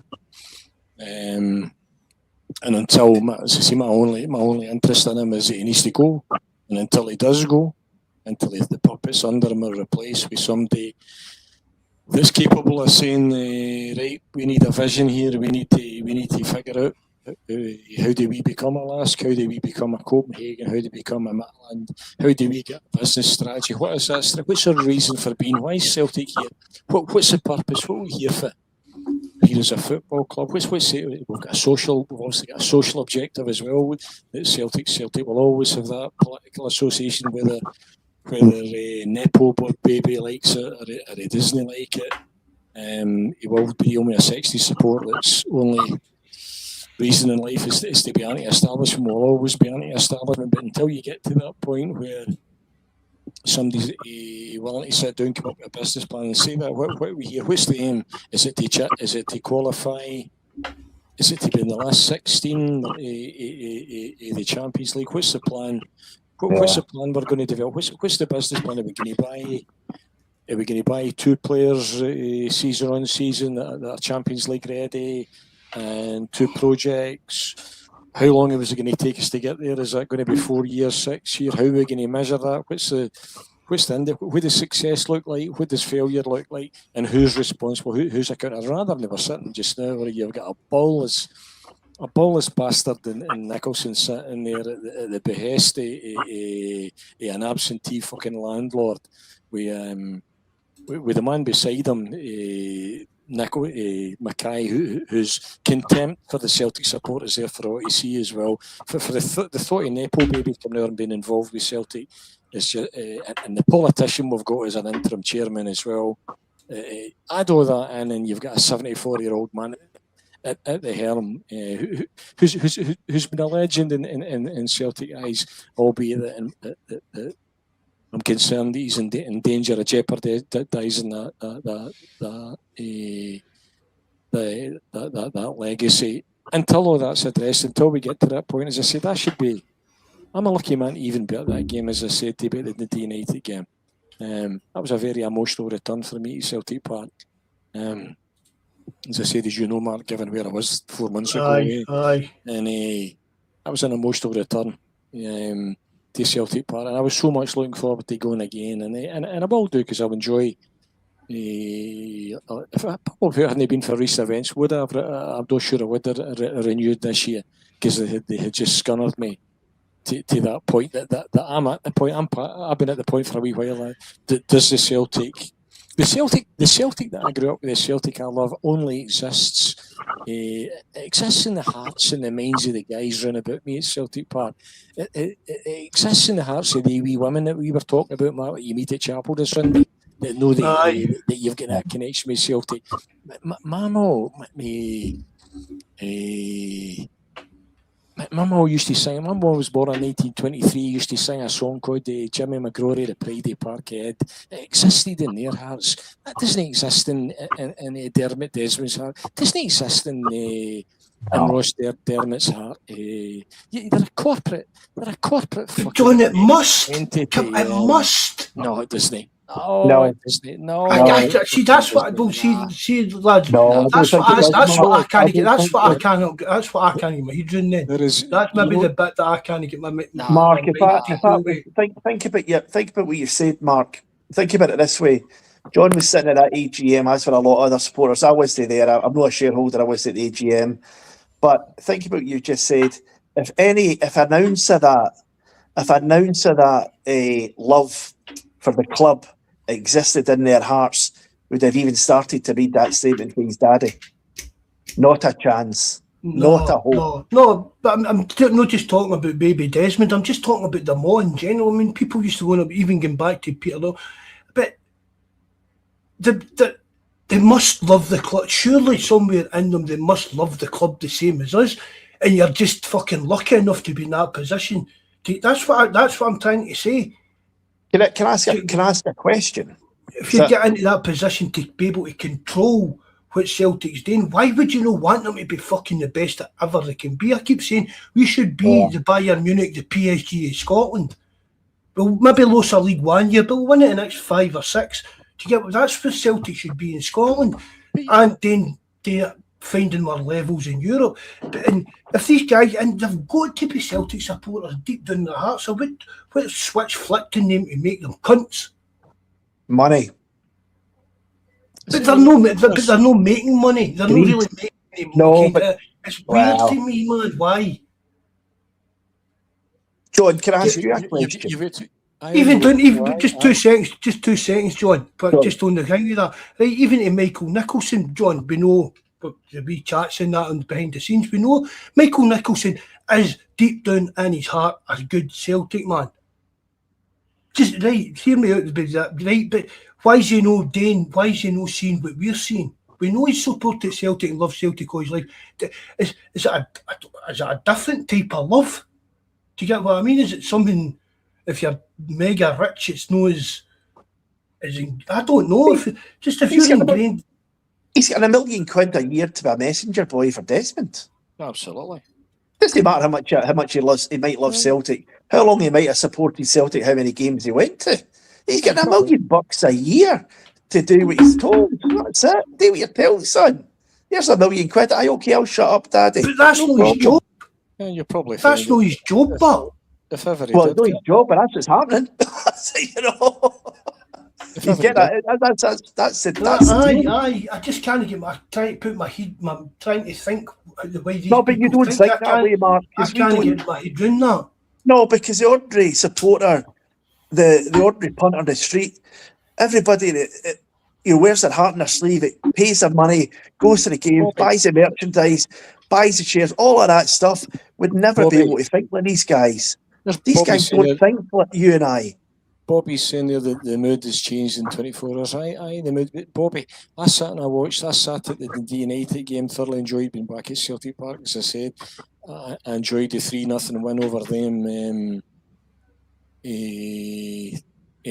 last week. But I tell you, nothing. I wouldn't know for 1 minute was a kiddie. Nothing had nothing changed. 4 signings didn't papering over the cracks. As I said, I'm probably. I'm quite good at looking forward and no looking back that way. But as I say, we've got the people in charge. We've got the last time I heard from Michael Nicholson, he was telling me that Nancy was the man for the job when he get wheeled out to give Nancy a cuddle at Lennox. Cheese eating surrender monkey. We open neck shirt. The next time I hear the next time I hear from Nicholson, he's sitting in Ireland telling me that it's too fucking hard. And as I said, I'm joined on to England and we just can't do it. And these bad agents are just making it even harder. That's what you're dealing with here. It's a stale mentality. You're dealing with a laddie who's just told you he's read out his dad's thoughts to you and telling you can't afford to swing in mass. That's the bottom. And he's just echoing Ian Banker for years ago that said there's no point in us investing to compete in Europe because we can't. That's what you're dealing with. There is zero ambition here at Celtic. These are the same guys that tell you they can't develop the old stand. These are the same guys. The reason that's not had a lick of paint since Fergus left. They're the reason that the outside of the stadiums are shite heap, and I've been dodging the same fucking puddle for 30 years. That's what's trying to run you. I know, Peter. I know exactly the puddle he's on about. He moans about it all the time. It's like a massive pothole just as you walk up to like the Green Brigade kind of section. Brilliant. Been there for all these years, man. Unfortunately, I watched a thing on the internet the other day and they were looking for Noah's Ark, Joe, and I thought they were going to go there. Unfortunately, the majority of people, if you pay them enough money, I'll keep turning up for the money, whether they can do it or not. It takes something a wee bit special for somebody to say, you know what, Mark used the word there about your love for Celtic. The best definition of love that ever I came across was it love's when somebody else somebody else's well-being becomes more important to you than your own. And if Michael Nicholson loved Celtic, Michael Nicholson would I don't believe he's a lawyer. He can't be a daft man entirely. Ballless, but I wouldn't think daft. He must be able to get to the point you would think where he would know that taking Celtic to the level that would match the aspirations of the people that's put that 100 million at his disposal in the bank, that he isn't capable of doing that. That he's incapable. And if he feels that's what I think, John. I've said that before. I think they're scared. I think they're scared to roll the dice in case it backfires. They've no like competence, John. Having real businessmen, do you know what I mean, that know how to make money, would have rolled the dice with Celtic 5 years. Aye, that's what I'm saying. But that's what I'm saying. I've said that to you before, John. I think they're scared. They're that far out their depth. I think because there've been no new blood when Celtic were turning out 60 million a season. The same guys were running the club. Being scared as they make you, being scared as they doesn't exonerate the behaviour of fucking Mackay sitting behind them, videoing Celtic supporters, looking at his phone for the police. The total contempt that he showed. Nobody. That's no. So I think if there's 10% of fear in there, add in fucking 80% of self-preservation. That possibly, if you ever did get any degree of honesty or remorse and thinking, maybe I'm not worth £1 million, I'm getting paid. His wife's probably telling him, just you get your arse in there and get your £1 million every day. But John, you and Pedro know this better than me, right? Is that not what non-executive directors are there for? As a non-executive director, know there to say here, this Nicholson, he's the CEO, he's one of the weakest links in this chain. You need to, do you know what I mean? Is that not what the non-executive directors are meant to be doing? Making sure the board are doing their job right. They're there to hold the board to account. Aye, I mean, that's what I'm saying. Is that if you were John, if somebody approached you and come in and say to you, blah blah blah, look at this, John, we're putting you on the board for 6 months as a Ned. Right, I don't mean my kind of Ned, talking that kind of Ned. Right, but you went in and you looked about and you said to her, right, I'm not going to throw anybody under the bus, I'm only here for 6 months to give my take on it. But the CEO is the weakest chain and the weakest link in the chain. So you need to sort that. So what's well, that's what no, but who appoints the NEDs? That's what I'm saying. Why are they not doing their job and noticing what we're spotting? I mean, do you get what I mean? We're guys sitting talking on the internet. We're saying how weak the board are. Why are people that are actually in there? I mean, I think we've had the same Ned for 20 years or something like that. And I don't know, I've read stuff and it's meant to be they should all change like in a five-year cycle or something like that, John, was it no? I'll need to call it a day, but I'll leave you with this thought. They can run their Europa package, You know, the other thing for last night as well, that says back, I gave them another, against my better judgment, you gave them another £700-800, my lad, they'd done the same. That's us moved out to playing on Sundays and fucking Thursday nights. The whole season tits up already, Michael Nissel will need to drag yourself out of bed at 6 o'clock in the morning to get to a site, I paid the next instalment in his season ticket. Absolutely, you know, so for me, and the writing was on the wall with us. Celtic's got two directions they can go, and that was there a fair few years ago. They either get to a point where they do bring in people that's got that vision that realises that they're now, are not capable of making us the best version of ourselves that we could be. That can see the potential there in terms of developing you're a global brand, developing if you develop that main stand, you're in danger. You've got that in one hand. The other hand you've got is you're in danger. Once the anger goes and empathy sets in, that you're back with banners in the top Dale again, the top tier, a la Ronnie Dyler times again. And they would settle for that because that'll not affect his wages, and they're already. That's not going to affect them, I think I'll be angry. I think I'll be angry for a full year with this, John. Nah, I'm the Angus, but the Angus. I hardly slept a wink last night and everything. I'm- You know what I'm like? Yeah, We don't need anger, Mark. We need action. I'm the same, but I'm past it. I'm past the anger. I'm at the apathy. You're apathy. You can almost see nothing's going to change here.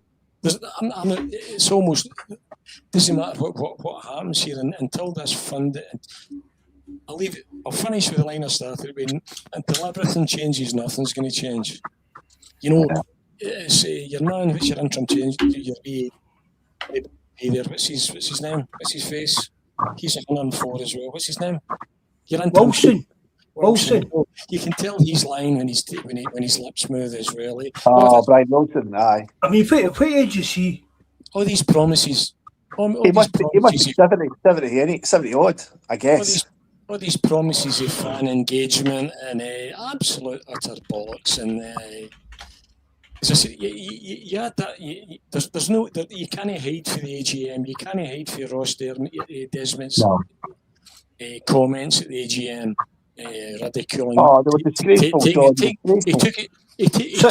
Sit down and behave. That was the best one for Peter Lowe. He took us down. Pay your money, sit down and shut up. He took us down. Wow. He took us down individually and collectively. And there's no going back there for them at that AGM. He's told you where his aspirations are, and you've heard that just echoes Nicholson that you can't afford to swing and miss. That participation is success. Rangers +1. See, last night, if you progressed last night, the financial gap, because the Yanks have thrown everything at Govan in the last wee while. The gap, once again, you had a chance to put your foot in their neck, and that opportunity is away again. So, I mean, but John, they're just fucking flinging money after bad. That can't continue. That'll That's not going to end well, is it? So, I mean, it's still all share confettis and that. Just honestly, and that's again, John. That's the fucking difference. We don't need to do that. Why are we not doing that? Anyway, I need to go. And apologies if I almost, as I said, I watched the game the same as you did. I see I've been watching Celtic long enough to see where the deficiencies were last night as well. But all the negatives, and I'm not saying that at 60 minutes we shouldn't have been able to get it out of the line, but did the Celtic board give Martin O'Neill the best chance of progression last night? And the answer to me, that's no. When you finish a game with Scales at left back, with Murray on the park, with McCowan on the park, with Ralston on the park, with Tanecki on the park, when you see the last window, when you're spending $5 million in Balikwisha, add in all that. We've let Engels go. You know, replaced him. He should have been in the door long before he was wanting to leave. We knew he was wanting to go in January. All that for me, buck stops at the board, and nothing's going to change until everything changes. Brilliant to be on. Thoroughly enjoyed talking to you guys. Nice to speak to you, Pedro, as well. And thanks very much for the lovely text you sent me when I wasn't well as well. Don't mention it. Don't mention it. I'm delighted that you're on. I'm delighted you're here, and I'm delighted you are who you are. Thank you. And if your good lady was a nurse as well, so all the nurses that looked after me 4 months ago, and that's why. Well, we call her a nurse, John. You'll have been doing it for 35 years. I'm not convinced. That's why I've got no qualms about calling the ballless bastard that is Michael Nicholson, who's earning £1 million a year, to account for his failures and his fucking repeated failures. Well, listen, NHS Scotland, or more recently NHS Lanarkshire. My wife worked in Glasgow Shots Prison, and Lanarkshire. They managed to break her. I'm glad they managed to fix you. Aye. I tell you something, these are the people I don't watch. I can't do the celebrity, but I don't even watch the telly, Pedro. Only I catch something every now and again. If I'm the most famous guy you know, aren't I, John? When I see that's how bad I'm never it. When I catch a wee bit when I see something in the Eileen's watching, but you see all these awards, these daft people getting other daft people awards. These nurses up in these that was in ICU, when you see what they're doing it for, these are the people 100%. that should be getting. This country's not getting many jewels in its crown. The NHS is one of them, if not the one. And when you lose that, it'll be when the ambulance men come in my front door and want to see my insurance policy first before they decide if they're pick me up. That's where it's going to end up. That's what it is in America, isn't it? If you get insurance, all right, we'll try and get there. Do you know what I mean? They're absolute godsends, every one of them. So that's brilliant to Bond. Good to speak to you. And brilliant. Right back at you, John. Thank you. Look after yourself. Thanks very much, lads. Right. Good night, John. God bless. Cheers. Night. Well, how did you think that went for you, Ped, your first night? Well, I enjoyed it. I don't know if I can say the same for anybody else listening in. Oh, I don't know how I sounded or came across, but listen, first, again, Mark, I said at the top of the show, thank you to you for inviting me on in the first place. I really, really appreciate it. Number one. I didn't invite you on, John. John, I'm bad for names. I keep getting mixed up. You forgot my name already. I must have made an impact. No, Jack came up and said to me about an hour ago, I think you've just called Tim Terrence, and I'm like, probably. I do all the time, but brilliant. You volunteered. You wanted to come on. Do you know what I mean? Brilliant. Thanks very much for coming. I did. And I think that a lot of the guys followed the forum long before I ever was brave enough to sign up to go on the forum, and then posts, and always interested, anything Celtic. I think no matter your opinion, good, bad or indifferent, everybody's right, everybody's wrong some of the time, and irrespective and regardless of what that looks like, we've all got the same aim. We all want the best for Celtic Football Club, and whatever that looks like, and the frustrations, the highs, the lows. In many respects, we've been very, very lucky for a good long while. I mean, my boy's now 21 years of age, and he's known practically nothing but success. I can remember, And imagine your boy was a hun. 20. No, I don't mean it that way. Can I answer that on here, Mark? No, but imagine, we might need to say that offline. but what you've seen in that 21 year, that's what I'm saying. That's what I mean by that. I know. I'm kidding you. Absolutely. There is a set. I mean, even at me, Ped, I don't even know what age you're right. I'm 52, but even I'm 54. Even in my time, right, the 80s were all a bit hit and miss. I was just getting old enough to get into football. Aberdeen were winning stuff, Dundee United, right, and then the 90s came and Rangers were dominant. But apart from that, I've had quite a good life as a Celtic supporter. Do you know what I'm? Considering as the old adage goes, when they opened up Pandora's box and released the ills of the world, the only thing that was left was hope. And no matter how bad it might get, John went on earlier, is the best example, local example to us, personal example to everybody on the forum, that will demonstrate that no matter how bad it gets, it's football. And with John and the health issues that he's had most recently, back on his feet, back sounding as good as he sounds, and fighting the fight. But there's always hope. I don't know where I'm going with this. I'm turning into a preacher. I thought I was jinxed because I started the podcast. Paul's knee went fucking heavy, Pete Tong, and you couldn't fucking walk for months. Terence ended up no well. Seriously no well a couple of years back. There was somebody else as well. They ended up really no well. And then John took no well, and I thought, oh fuck man, who do I really no like? And I asked him on that podcast. And you've got me back. Fantastic. I better go and check that insurance policy I've got to see what... Imagine that pure kiss of death. People come on my podcast and they end up pure heavily seriously no well. Could you I messaged me this information before I came on tonight with that? That would have been really handy, I'm sending all the badness to the rest of you, trying to keep myself No, together. listen, By the way, listen. Chris Fraser, see if you've seen me, I don't look 52, I look about 35. Is it? I just saw one of the guys put up there. Is it 52 or 1952? I don't know what he means by that. One of the No, most handsomest guys in Hamilton. well, let's be honest. You're not setting There's the bar very high there, Mark. You know, no much competition there, right you're enough. not setting the bar high there in the Shire.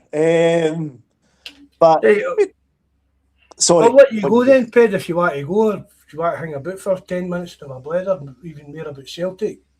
Where do we go? I'll talk to you about Celtic all night, all tomorrow morning, and all the next day. Right, well, So what about I'm not in signings? any hurry to go anywhere. If you've got a couple of minutes, you know, it's all good. What about signings? Obviously, but Well, the money's going. The money, the Champions League money's going to come into it. It's got to. Transfer, but what do we need, and what do you think we'll get? Well, I think they're going to be two very, very different answers, Mark, because you know this as well as I do, and the rest of the guys listening in will know. We've all got our own. I think where we've all got our own opinions. I think generally speaking, we need that much. It's a case of prioritising, and obviously now the clock's clearly ticking. We're the best part of what are we about 8? Is it 8 days? I've lost track. But 8 days away or something like that. The third of September. I thought it was the 3rd of September, right? So which is 2 days after England, which means that we can still bring players in. No. What? Is that like next Thursday, next Friday, something like that? Next Thursday, I think it is. Next Thursday, right? So we've got just over a week, and I know they kind of don't count the weekends. So the clock's obviously ticking. What do we need that we've not got? Christ almighty! After that last night, I'd probably say about another dozen players. I know how unrealistic that is, but on a serious note, I would say I'm really, last night aside, and I know it's easy, trying to sort of draw a discreet veil over last night, but that aside, I'm happy, really happy with the 4 players that he's picked up so far and signed. I think there's a lot of ability, a lot of promise, and I think those guys are going to do well for us. And I know I think 3 of them have already started really well. We've not really seen anything of Hassan yet, but I think he's a guy that can do the business as well, just on what I've seen and read. What do we desperately need? Well, I would love us to get a central defensive midfielder. I'd love us to get a CDM of some description in there, because it's going to solve some issues in the middle of that park, especially when we play against more savvy European sides. Again, that horse bolted last night, but we are where we are. Clearly needs cover at left back, but I think they're talking about pretty much got an agreement in place for the young boy for Chelsea to cover Tierney at left back. Naming names, there's actually 2, but the main central defensive midfielder, and you mentioned him earlier, the boy for Torino, who's Lithuanian, is Gianaitis. And I don't actually think it's as expensive as you mentioned, Mark. I think he's somewhere between 8.5 and 10 million, there or thereabouts. That's the number that's been kind of quoted. I like the look of the young Bosnian boy. Is it Mamic? Is he not meant to be going to somebody else now to come out today? I'm sure I read something about that. I think it's Panathinaikos apparently are sniffing about him, but I don't know how concrete that is. But I think he's another one that ticks all the boxes for us in terms of Seagul's meant to be going to Genk now. I'm thinking, I knew someone was said about that. The thing about Seager is, I think they're only wanting about €4 million for him. And he's a Canadian international who, can play midfield. He can actually play CDM, but he can play midfield or cover it right back. And for me, he is, irrespective of what happened last night, he was a no-brainer. I was going to say that he is a bit of a no-brainer at that price, and because he's versatility, isn't it? Well, Balakawasha was £5 million. So somebody. I mean, who took responsibility for that? Tisdale.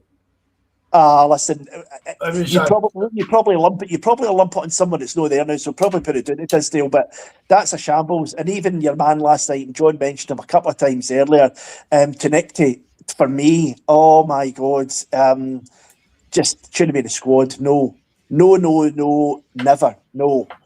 So, yeah, for me, Seagor, the young guy from, where is he playing? Oh God, his team. Irrelevant. It's. I think it's a Czech league he's in. I would be signing him. You've got your boy at left back who's going to be on loan. I would be signing Mamic. I would love to sign Janitis. I don't know how likely that is now we're out of Champions League. I don't know. But he obviously needs a goalkeeper. We've only got 2 goalkeepers, so he's going to have to get a goal. But he might end up calling in a loan for a goalie. I don't know. Other than that, the Blackburn boy looks kind of into that's kind of, well, again, does that change with the Champions League exit? Well, I don't know if it would because I don't know if it would because they're talking about, again, what I've read is that the total package for him was apparently ballpark £4 million, but that was including add-ons. So that he's a guy who's never played, well, probably not played European football for a long time. He's a Hungarian international, I think, Todd. He's a good keeper. Well, see when I saw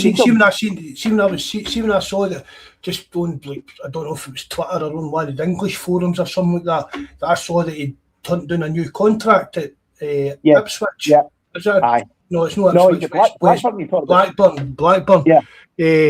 I thought to myself, well, one of the pub league teams are getting a right bargain there. He's a good keeper at Toth or Tooth or whatever you say. Well, I mean, I thought one. I'm not talking like your Arsenal's or that, but no. I thought one of the kind of lower level pub league teams were in for him, or one of the higher ones. Maybe he's a number 2. He is a decent keeper. I would be quite pleased to see him coming in. Well, he's a really good age. He's a really good age. It's like mid-20s. He's good size. You know, he's a Hungarian international. So he ticks a few boxes again, and the money's not a lot of money. I mean, what are you thinking other than those positions? I mean, I know you're talking about centre-back, some description, and after last night, you know. Well, we need a keeper. Whether 100%. Whether everybody's agreed on that. We definitely need, again, a proper CDM. But it goes back to the thing, Ped. We've gone by a proper CDM. What do we do with McGregor? I don't know the answer to that. Do we switch formation? I've went on for this for time. I don't know why Celtic over the last couple of seasons. And even going back to when Scott Brown left, who made the change from 4-2-3-1 to this 4-3-3? Good question. That's one of the main reasons that exposed Cal McGregor. Yeah. Do you know what I mean? Cal McGregor's been asked to do a job that he just simply cannot do. And I've been heavy tough on him, but it does get back to that. He has been asked to do a job that he quite physically isn't capable of doing. Because he's not a Scott Brown clone. Do you know what I mean? No. He's Scott Brown, he's not Neil Lennon, you know, he's not Roy Keane. He's Callum McGregor. He's never going to be able to play that role, and his role's always going to be better further forward up the park. You know, and he's turned into Peter the Pointer as well, with the whole, I'll pass the ball 6 yards sideways, and then I'm going to point to you and pass it to tell you where it's going next, and you're thinking, you know. So, no, it's a good point, but again, I'd like to think O'Neill can change formations and change the way he sets teams up. You know, that's got to be a given. So it should be a nice problem to have, Mark, you know. I mean, we've moaned about with no attacking power, with no, do you know what I mean? And I'm not getting into the board stuff again, but we've been out in boat quality in that final third.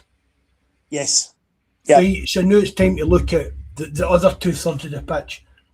I mean, the defence, across the full back line of the defence is weak. I mean, it is weak. I'm not giving a pop at John here. We're going when he's not there to answer back. But we couldn't get and buy a right back while we've got Alistair Johnson, Ralston, and young Donovan there. No, and the other issue that's tagged onto that is the 8 homegrown players that we need to have in the squad, isn't it? Aye. Those 3 are Scottish that you're talking about. And it's like McCowan, see now, McCowan just signed a new deal. I think McCowan's maybe just in the position now here Scott Bain was, is it Doohan, the keeper was, Ralston was for years, Forrest is. Yeah. McCowan's maybe just happy to be here, getting a right good wage and still swaggering about being a Celtic player. I don't mean he's that kind of guy, but he's still a Celtic player. He'll get some game time and he's fucking delighted just to be playing for Celtic.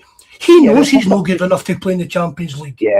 Yeah, and he'll pick up some medals along the way. I mean, it's not a bad gig, you know. It's not a bad gig. That's where you and I and any of the guys listening in or on the forum would take that in a heartbeat. You wouldn't even think about it. Was like, you know. Look at the medal Scott Bain won for training, for keeping fit. Keeping fit. Look at the money. You can't fault Scott Bain for just being sitting at Celtic happy doing that. No, of course you can't. It's a short career as well. Makes money making his life. He's got a few medals to show. He maybe didn't play every game, but he played enough games to get medals, and he's always had that. And for 100%. Me, that's where McCowan should be kind of sitting in the squad. 100%. And there's another maybe. I'd even throw McGregor on there the way I'm feeling now. He should just be happy still at Celtic. Well, see, I mean, the frightening thing is, and again, this is always going to be the quandary for me, because you go back, I don't know about you, but I go back and forward on this 50 times a day, 20 times a minute. But the team that we had that finished last season, hands down for me, and I like to exaggerate for the sake of a good story or a joke, but hands down, in all seriousness, was the worst Celtic first team squad I've seen in 35 or 40 years. I started going to the games, Martin, I was 12. And you were talking about earlier on, that was early 80s. When I started going to the games. So I was spoiled in the 80s, because I was watching a team, Billy McNeil coached, or Davy Hay was at the time, and I was watching a team with Packy Bonner, Roy Aiken, Paul McStay, Brian McClare, Tommy Burns, and Danny McGrain, and the list goes on and on and on. They weren't guaranteed to win anything. No, exactly. And could you imagine those players now with that ability and talent playing now? I mean, Brian McClare was scoring 40 goals back then a season. He would absolutely run amok. But the point being, I go back and forward on this one, because no matter how bad, and it was awful, that squad that we had last season, and Martin O'Neill pulled the rabbit out the hat and we managed to win the double. I genuinely don't think we'll see a team as bad as that again for an awful long time. And if we could win the double with that team and finish runner-up in the League Cup under the clown for France via America, then with a few signings, domestic dominance for me, whilst it's not a given, because as you said, you're always going to have the odd blip. Bayern Munich is the odd blip and they win the league nearly every year. But for me, the domestic dominance part is there or thereabouts, because we know we can turn it on and get it done.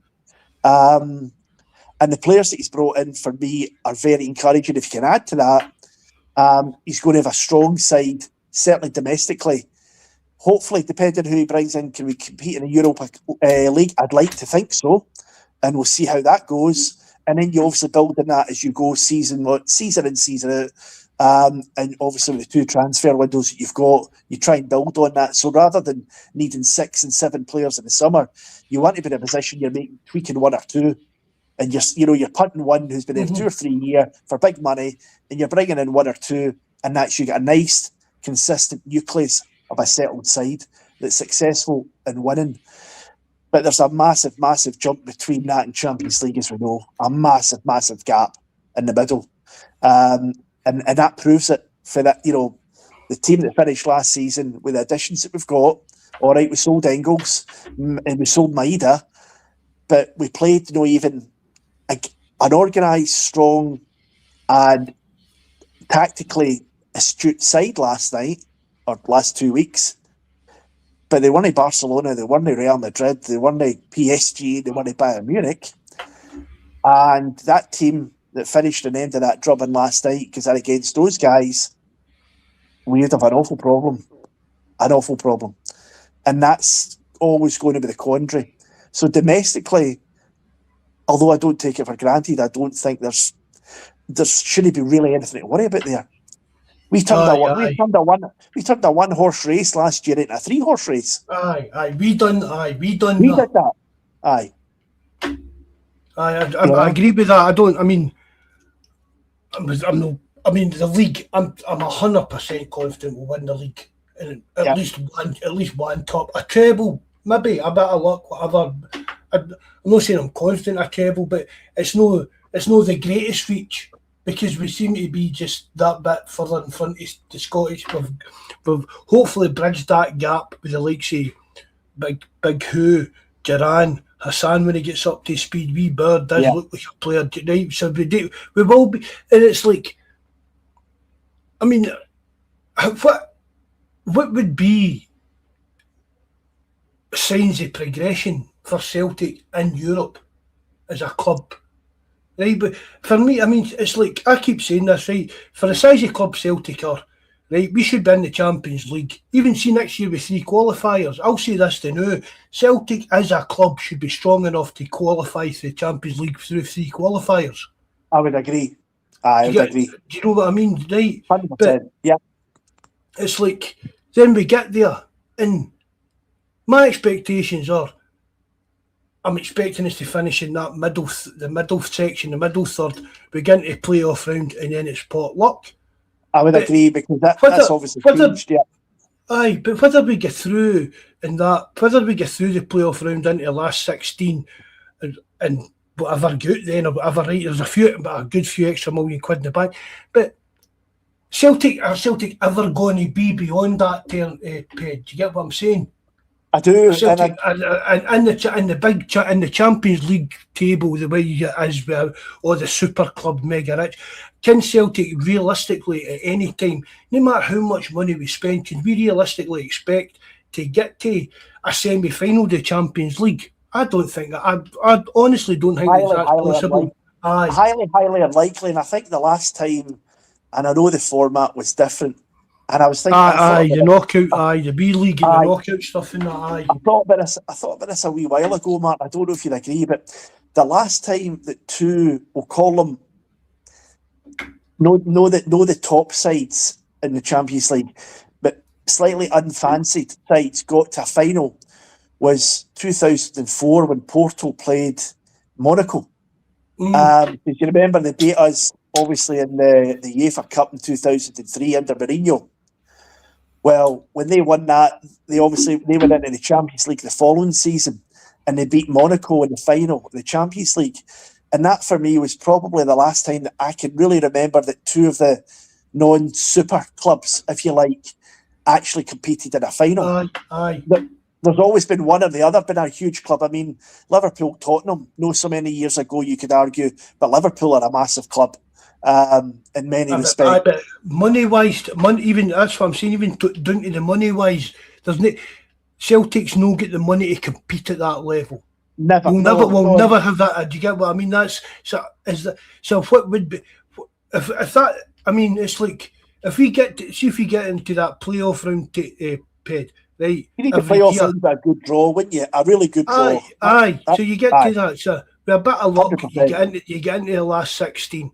The chances are that's our limit. The chance, really, realistically, when you see the normal teams that get into that kind of level, right? So if that playoff round and a roll of the dice with who we get through, if that's our level, is that a ceiling? That's what I mean. We're going about. We need to progress in Europe, but there's only so far that Celtic can go in Europe as well. Aye, no, I would agree, 100%. Does that make sense? What I'm saying? I completely agree. It makes sense, and I completely agree with it because. I mean, I was talking to Mike earlier on. Mikey saying that Atlanta, they're in that Conference League. Who, Atalanta? Aye, that's Mikey and Jonas. That's their Italian team. They go there a few times a year in that Ped. Right. I was aware of that. I've got you. Okay. Aye. Mikey was said earlier on that Atalanta, they're in that Conference League. I mean, that just shows you how. Well, how fragile your kind of European reputation is. Well, massively, because were they not in the final just last year or the year before? Of Did they not win the Europa League? Maybe did they win it? or something? I can't, but they're not. I mean, they were in the Champions League a couple of years ago. They were. Do you know what I mean? They were flying. They were absolutely flying. They had some team, but So then. that's what I mean. Just one season team. can be a wee bit. I'm not putting Celtic in that category, but maybe that's the level we should be at. Maybe 1 year, it'll all go absolutely Pete Tong and we end up in the Conference League. But that will not be the norm. The norm will be fighting for that mid-table Champions League place. I think so. I think that's fair. But let's reverse the question. No, let me reverse it and put it back to you then, Mark. If that was, and you and I are agreeing it, some of the guys that are listening in and some of the other, a lot of supporters around the world would probably say, well, I think we should do that, I think we should do that, and that's fine, that's your opinion. But let me throw a wee curveball in then. See if we were in a position where we're consistently in the Europa League. What's the furthest we could go in that? And I mean, building a good side, building a good squad, a few years down the line, what would your expectation be for the Europa League if that's what your expectation is for the Champions League, which I think is perfectly fair? I would maybe expect it to get a wee bit further than that. Quarterfinals, semi-finals. I think that's a lower ceiling because the Champions. I mean, let's face it, the Champions League basically turns. Sorry, Ped. The Champions League's basically the same teams all the time. Of course, because that's the way it's set up. Aye, whereas the Europa League's a bit more mishmashy, hit and miss. Different teams get into it for different leagues every year. Do you know what I mean? It's always the same teams getting into Champions League. Did you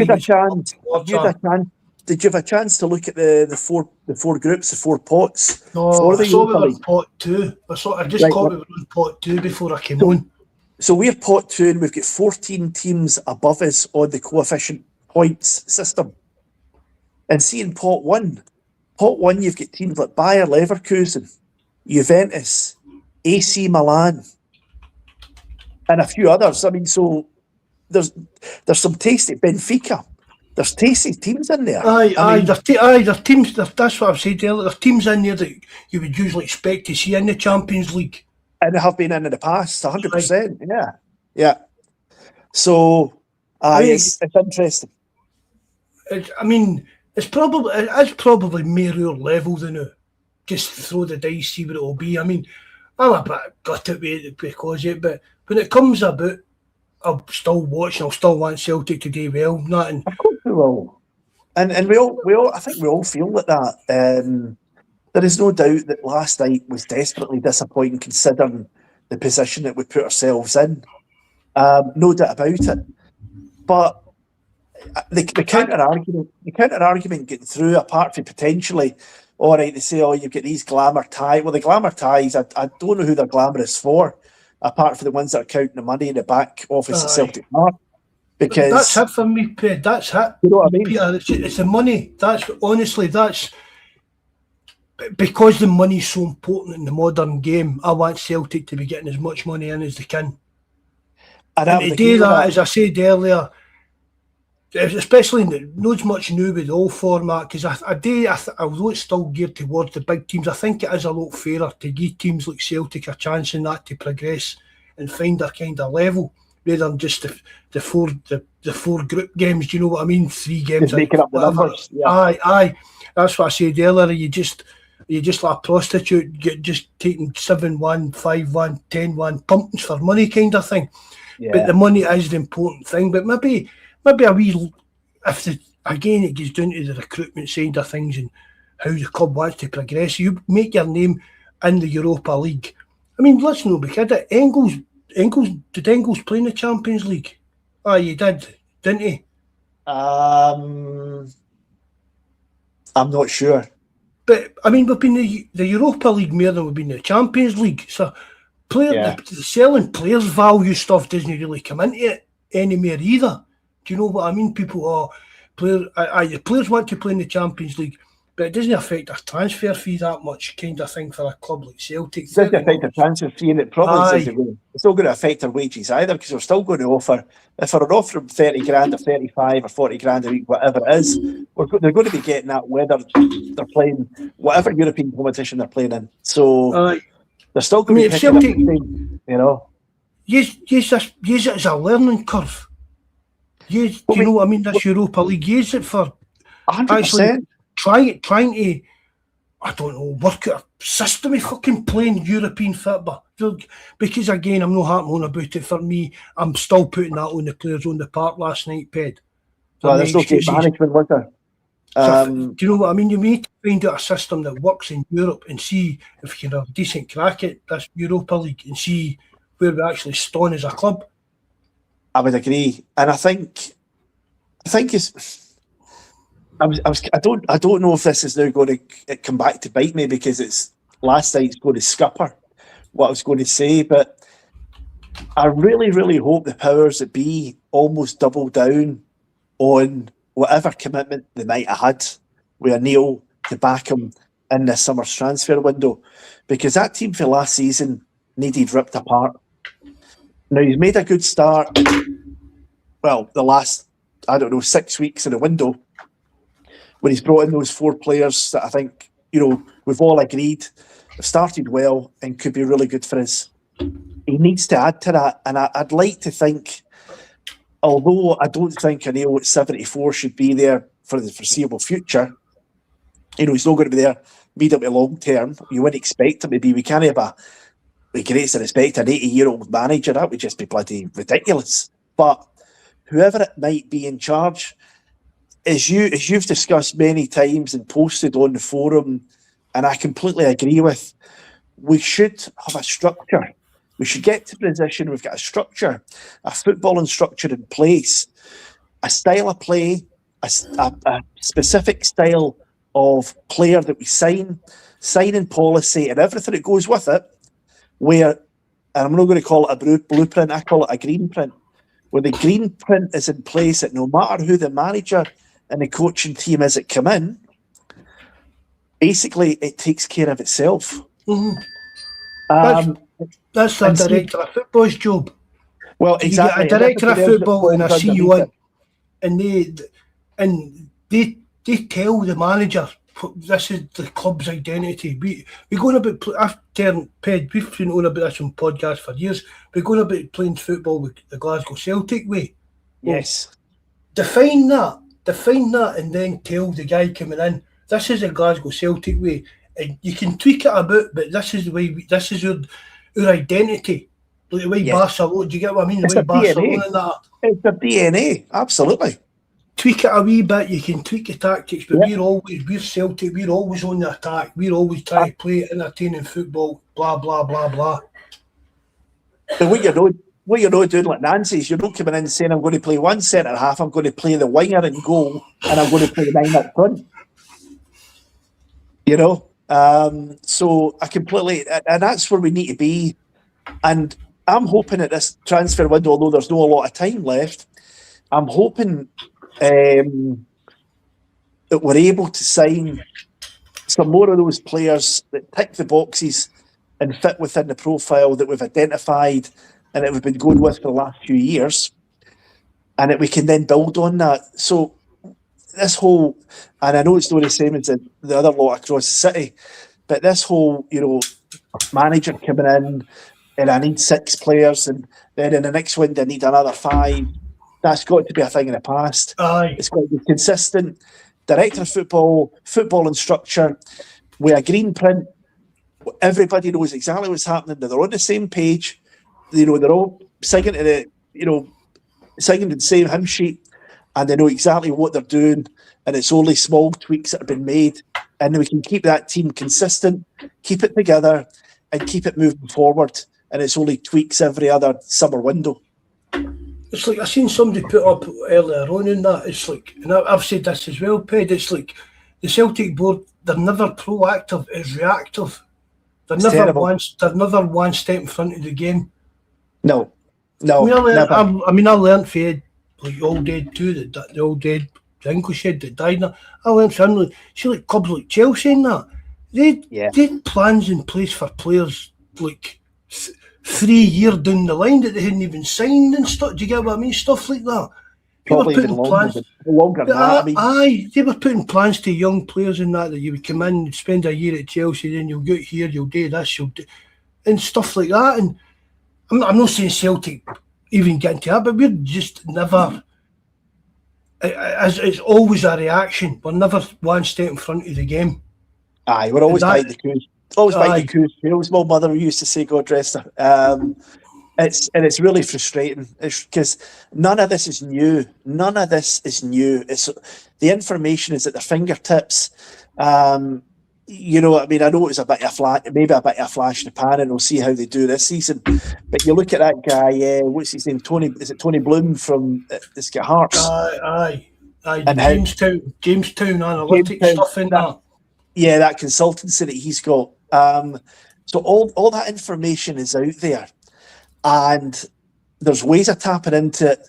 It's not 100%. It's not foolproof, but it's certainly, you know, although it still happens, the days of scouts travelling up and down the country in a train and storing in football grounds at 9 o'clock on a Sunday morning in the bucket and rain are probably past. You don't need to do that now. Although you still get it to an extent, because they're bringing kids in now. These big clubs are bringing kids now at 7 and 8 years of age. I know. And they're there for 20 years. You know, you're like... Well, we've done it. Look at McGregor. Well, I'm just going to say McGregor. Forest. I know Tierney Bolton, even Ralston, but we've done it. But they're doing it. But they're doing it as well, not just domestically. They're the world. They're scouting the world. They've got the analytics to back it up. They're looking at everything from background, diet, health, fitness, across the board, genetics, you name it. And they're bringing these guys from, you know, the arse end of Africa, wherever it might be. We'll put you in there. We've got a plan. We've got nutritionists, fitness experts, this, that, and the other. And in 10 years' time, you could be X. And that's the investment that we're going to put there. Get your mum and dad up in a nice house, take care of your education, boom, boom, boom. And we just seem to be, you know, it's almost like... And if you're not playing for Chelsea, you'll end up signing for QPR or... I mean, don't you find... Exactly. I mean, even Celtic, if you were a Celtic youth player, if you didn't make it at Celtic, chances are you went to Dundee United or Partick Thistle. Somebody picked you up. If you're good enough for Celtic, you were good enough for like a weird team, if you know what I mean. Yes. Yeah. Yeah. They're getting a good grounding. Well, because these other scouts and other clubs are saying, well, he's been at Chelsea, he's been coached well, he'll be professional, he knows about nutrition and stuff like that now. Do you know what I mean? So they know that they're getting somebody that's been brought up as a footballer kind of thing. Aye, it's like an education in football, because the investment that goes in to these young boys as they are, to bring them through to those various stages whether it's under 15s, under 17s, 19s, whatever it might be, to progress through those stages, the amount of money that these big teams are investing, because they know it's a lot cheaper doing that, and he might turn into £100 million player than go out and buy somebody at £100 million and take a punt on him. But we're no. It just seems to me that we're light years away from anything like that, even at a lower, different level. We're light years away from that, and I genuinely don't understand why. I don't get it. Don't understand it. I'm the same. I can't get my head around why Celtic's no being the best it can be. We should be, mind-boggling for me. Yeah, we should be far more, you say proactive, but it's going back to what John said earlier on as well, that the main man, that where's ambition? Where is the plan? Where is the strategy? And, you know, John's got a few years on me, Mark, but I've worked with some big companies. I've been lucky enough to work with some big organisations in my career in the last 35 years. Household names, global companies. And the areas that I worked in, when you went in to that company within the first few days, you'd sit down and say, we'll take you through the company strategy, Peter. Okay, what does that look like? Here's where we are now. This is where we want to be in the next 3 years. At the end of that cycle, we've got a 5-year plan that goes after that. This is how you fit in. This is how the department fits in. And by the way, we're looking to expand in North America, South America, and East Africa. And you're like, right, I get it. Now that all makes sense. And you're a cog in the wheel, obviously. But the point being, they've got a plan and they've got a strategy and goals. You know what everybody's aiming for. That's everybody that's aiming for these same goals, and exactly. They're all pulling in the same direction, and they all know they're making a contribution that goes into the big pot that's going to try and get us there, and everybody benefits. But as John said earlier on, I don't see any of that at Celtic with the board. I don't see any plan, any strategy. What is it? What's the aim? What are we actually doing? Because we do a lot. We do a lot of great things as a club. The Celtic Foundation. The food banks, everything else that goes around that. We do some fantastic work in communities. But what's the plan and the strategy? And why are they not talking to the lifeblood of the club, which is the supporters? Why are they not talking to them? I know. It's like they're an afterthought. It's almost like you're lucky to have us. No, Mr. Desmond, Mr. Wilson, Mr. Nicholson, you're lucky to have us. Even at that, I mean, how would any board, Peter, have any kind of plan when you're sitting there with an interim chairman? It makes no sense. For this length of time. Well, you're talking about Brian Wilson here, aren't you? Aye. Are we just going to keep plodding on with that? As John said earlier on, and I was going to come in when he said it, if Brian Wilson said to me it was raining outside, I'd go and look at the window. Do you know what I mean? Aye. Do you know what utter liar? I mean, as an interim chairman, is there any even like legal responsibilities to that? I don't know the rules. Do you know what I mean? Just as that. I know the question why you're asking it, and I genuinely don't. I don't know the rules, processes, and regulations around it. I've no idea. I mean, what's interim? 5 minutes, 5 years, somewhere in between. I don't know. Aye. Or is it what Dermot Desmond said it is? I don't know. Probably. But the funny thing as well is, I was wanting to ask John the question. And the question I was going to ask him is, if you could wave a magic wand and get rid of the board tomorrow, what would you like to see in its place? But there's also another thing I'd say. Depending on how this, I don't know if it might be, I don't know if this might happen in the next year, 5 year, 10 year. It might not even happen in our life. Well, I'd like to think it'll happen in our lifetime, because Dermot Desmond's not going to be here. Unless he gets one of those, he gets cryogenically frozen or something. He's not going to be around, because Father Time is going to basically give him a tap on the shoulder. But I would be interested. I'd be interested to know. Oh, sorry, the thing I was going to say is, beware of what you wish for. Be careful what you wish for, because the worst thing that can happen is we end up throwing the toys at the pram, selling up, and a company or a consortium or whoever it might be comes in. The Americans, I mean, even the people going about wanting Saudi and but I don't want that kind of thing. Middle Eastern, American, whoever it might be, but you've got to be careful what you wish for here as well. Because playing devil's advocate, it could end up being even worse than it is. And I know that sounds crazy, but trust me, it's possible. Because, I mean, as I said earlier on, right, Dermot, fair dues, Michael Nicholson's making money out of his wages, blah, blah, blah, and stuff like that.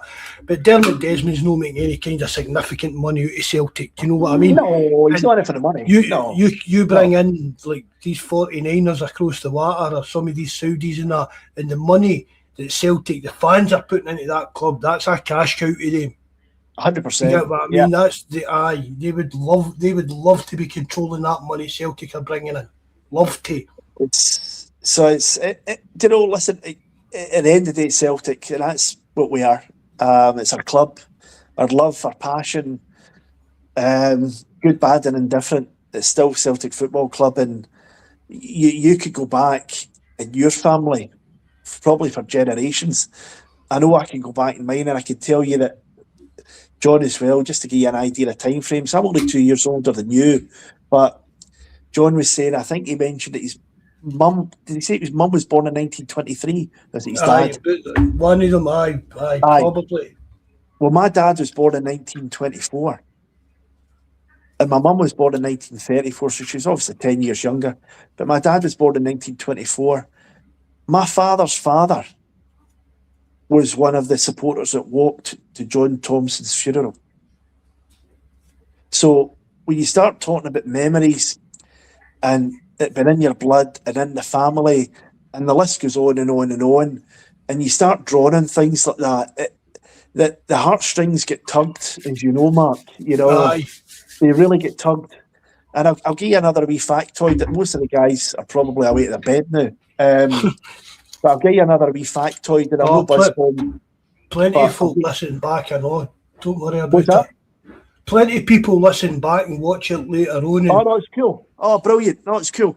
I'll give you another wee factoid. I've got a wee tenuous link to the club in the form of a player, and I don't know if you know this, but I think there are 30 or maybe 31 Celtic players who have scored 100 or more goals in its history.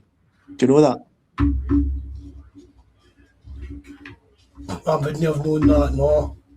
Right. Well, I've got a second or third cousin that's on that list.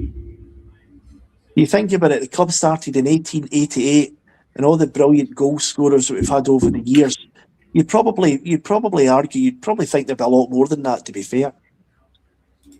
But that's what there is, and I'm absolutely proud to say that I've got a relative on that list. Quite right. Maybe no a claim to fame or anything like it, but there you go. Quite right. There you go. I can't even talk that now. Oh no! Listen, no. No, that's as good as it gets. That's as good as it gets. I'm even telling you about my cousins. I'm right up in jail. No, listen, not at all. But look, I'm going to head. Aye, brilliant, Ted. Honestly, thanks very much for coming on. Really appreciate that. It was a brilliant pod. Brilliant. It's been a pleasure. I've really enjoyed it. I really appreciate being asked, and thank you to you for everything you do, Mark, and all the good work. I know it's a lot of time, it's a lot of effort, and just want you to know that myself, and I'm sure I speak for everybody that's on the forum, very much appreciates it. Keep up the good work. I just press buttons, Ped. It keeps me busy during the day. Don't need to thank me for that. No, I always thank you for it. As I said to you before, I like to think my mother brought up her kids with good manners, you know. So it's all good. You take good care. Same to you, Peter. Thanks very much for coming on, and don't make yourself a stranger. You'll be on more regular. Never been a stranger. Have a lovely evening, and to everybody that was on tonight. Thanks very much indeed. It's been a pleasure. No bother, Ped. Right, good night, mate. God bless. Night. God bless. All the best. Mind and turn your phone off. Yeah. Well, that was I enjoyed that tonight, Ped. It's a breath of fresh air, isn't it? Thanks everybody that listened in live, all your comments and stuff like that. Everybody that listens back. Remember, hit the like button, and if you know how, leave a comment on it, because that helps us boost up the algorithm. I'm not even playing the Rangers are shite during the night, because we're shite and all. Right, hail, good night and God bless.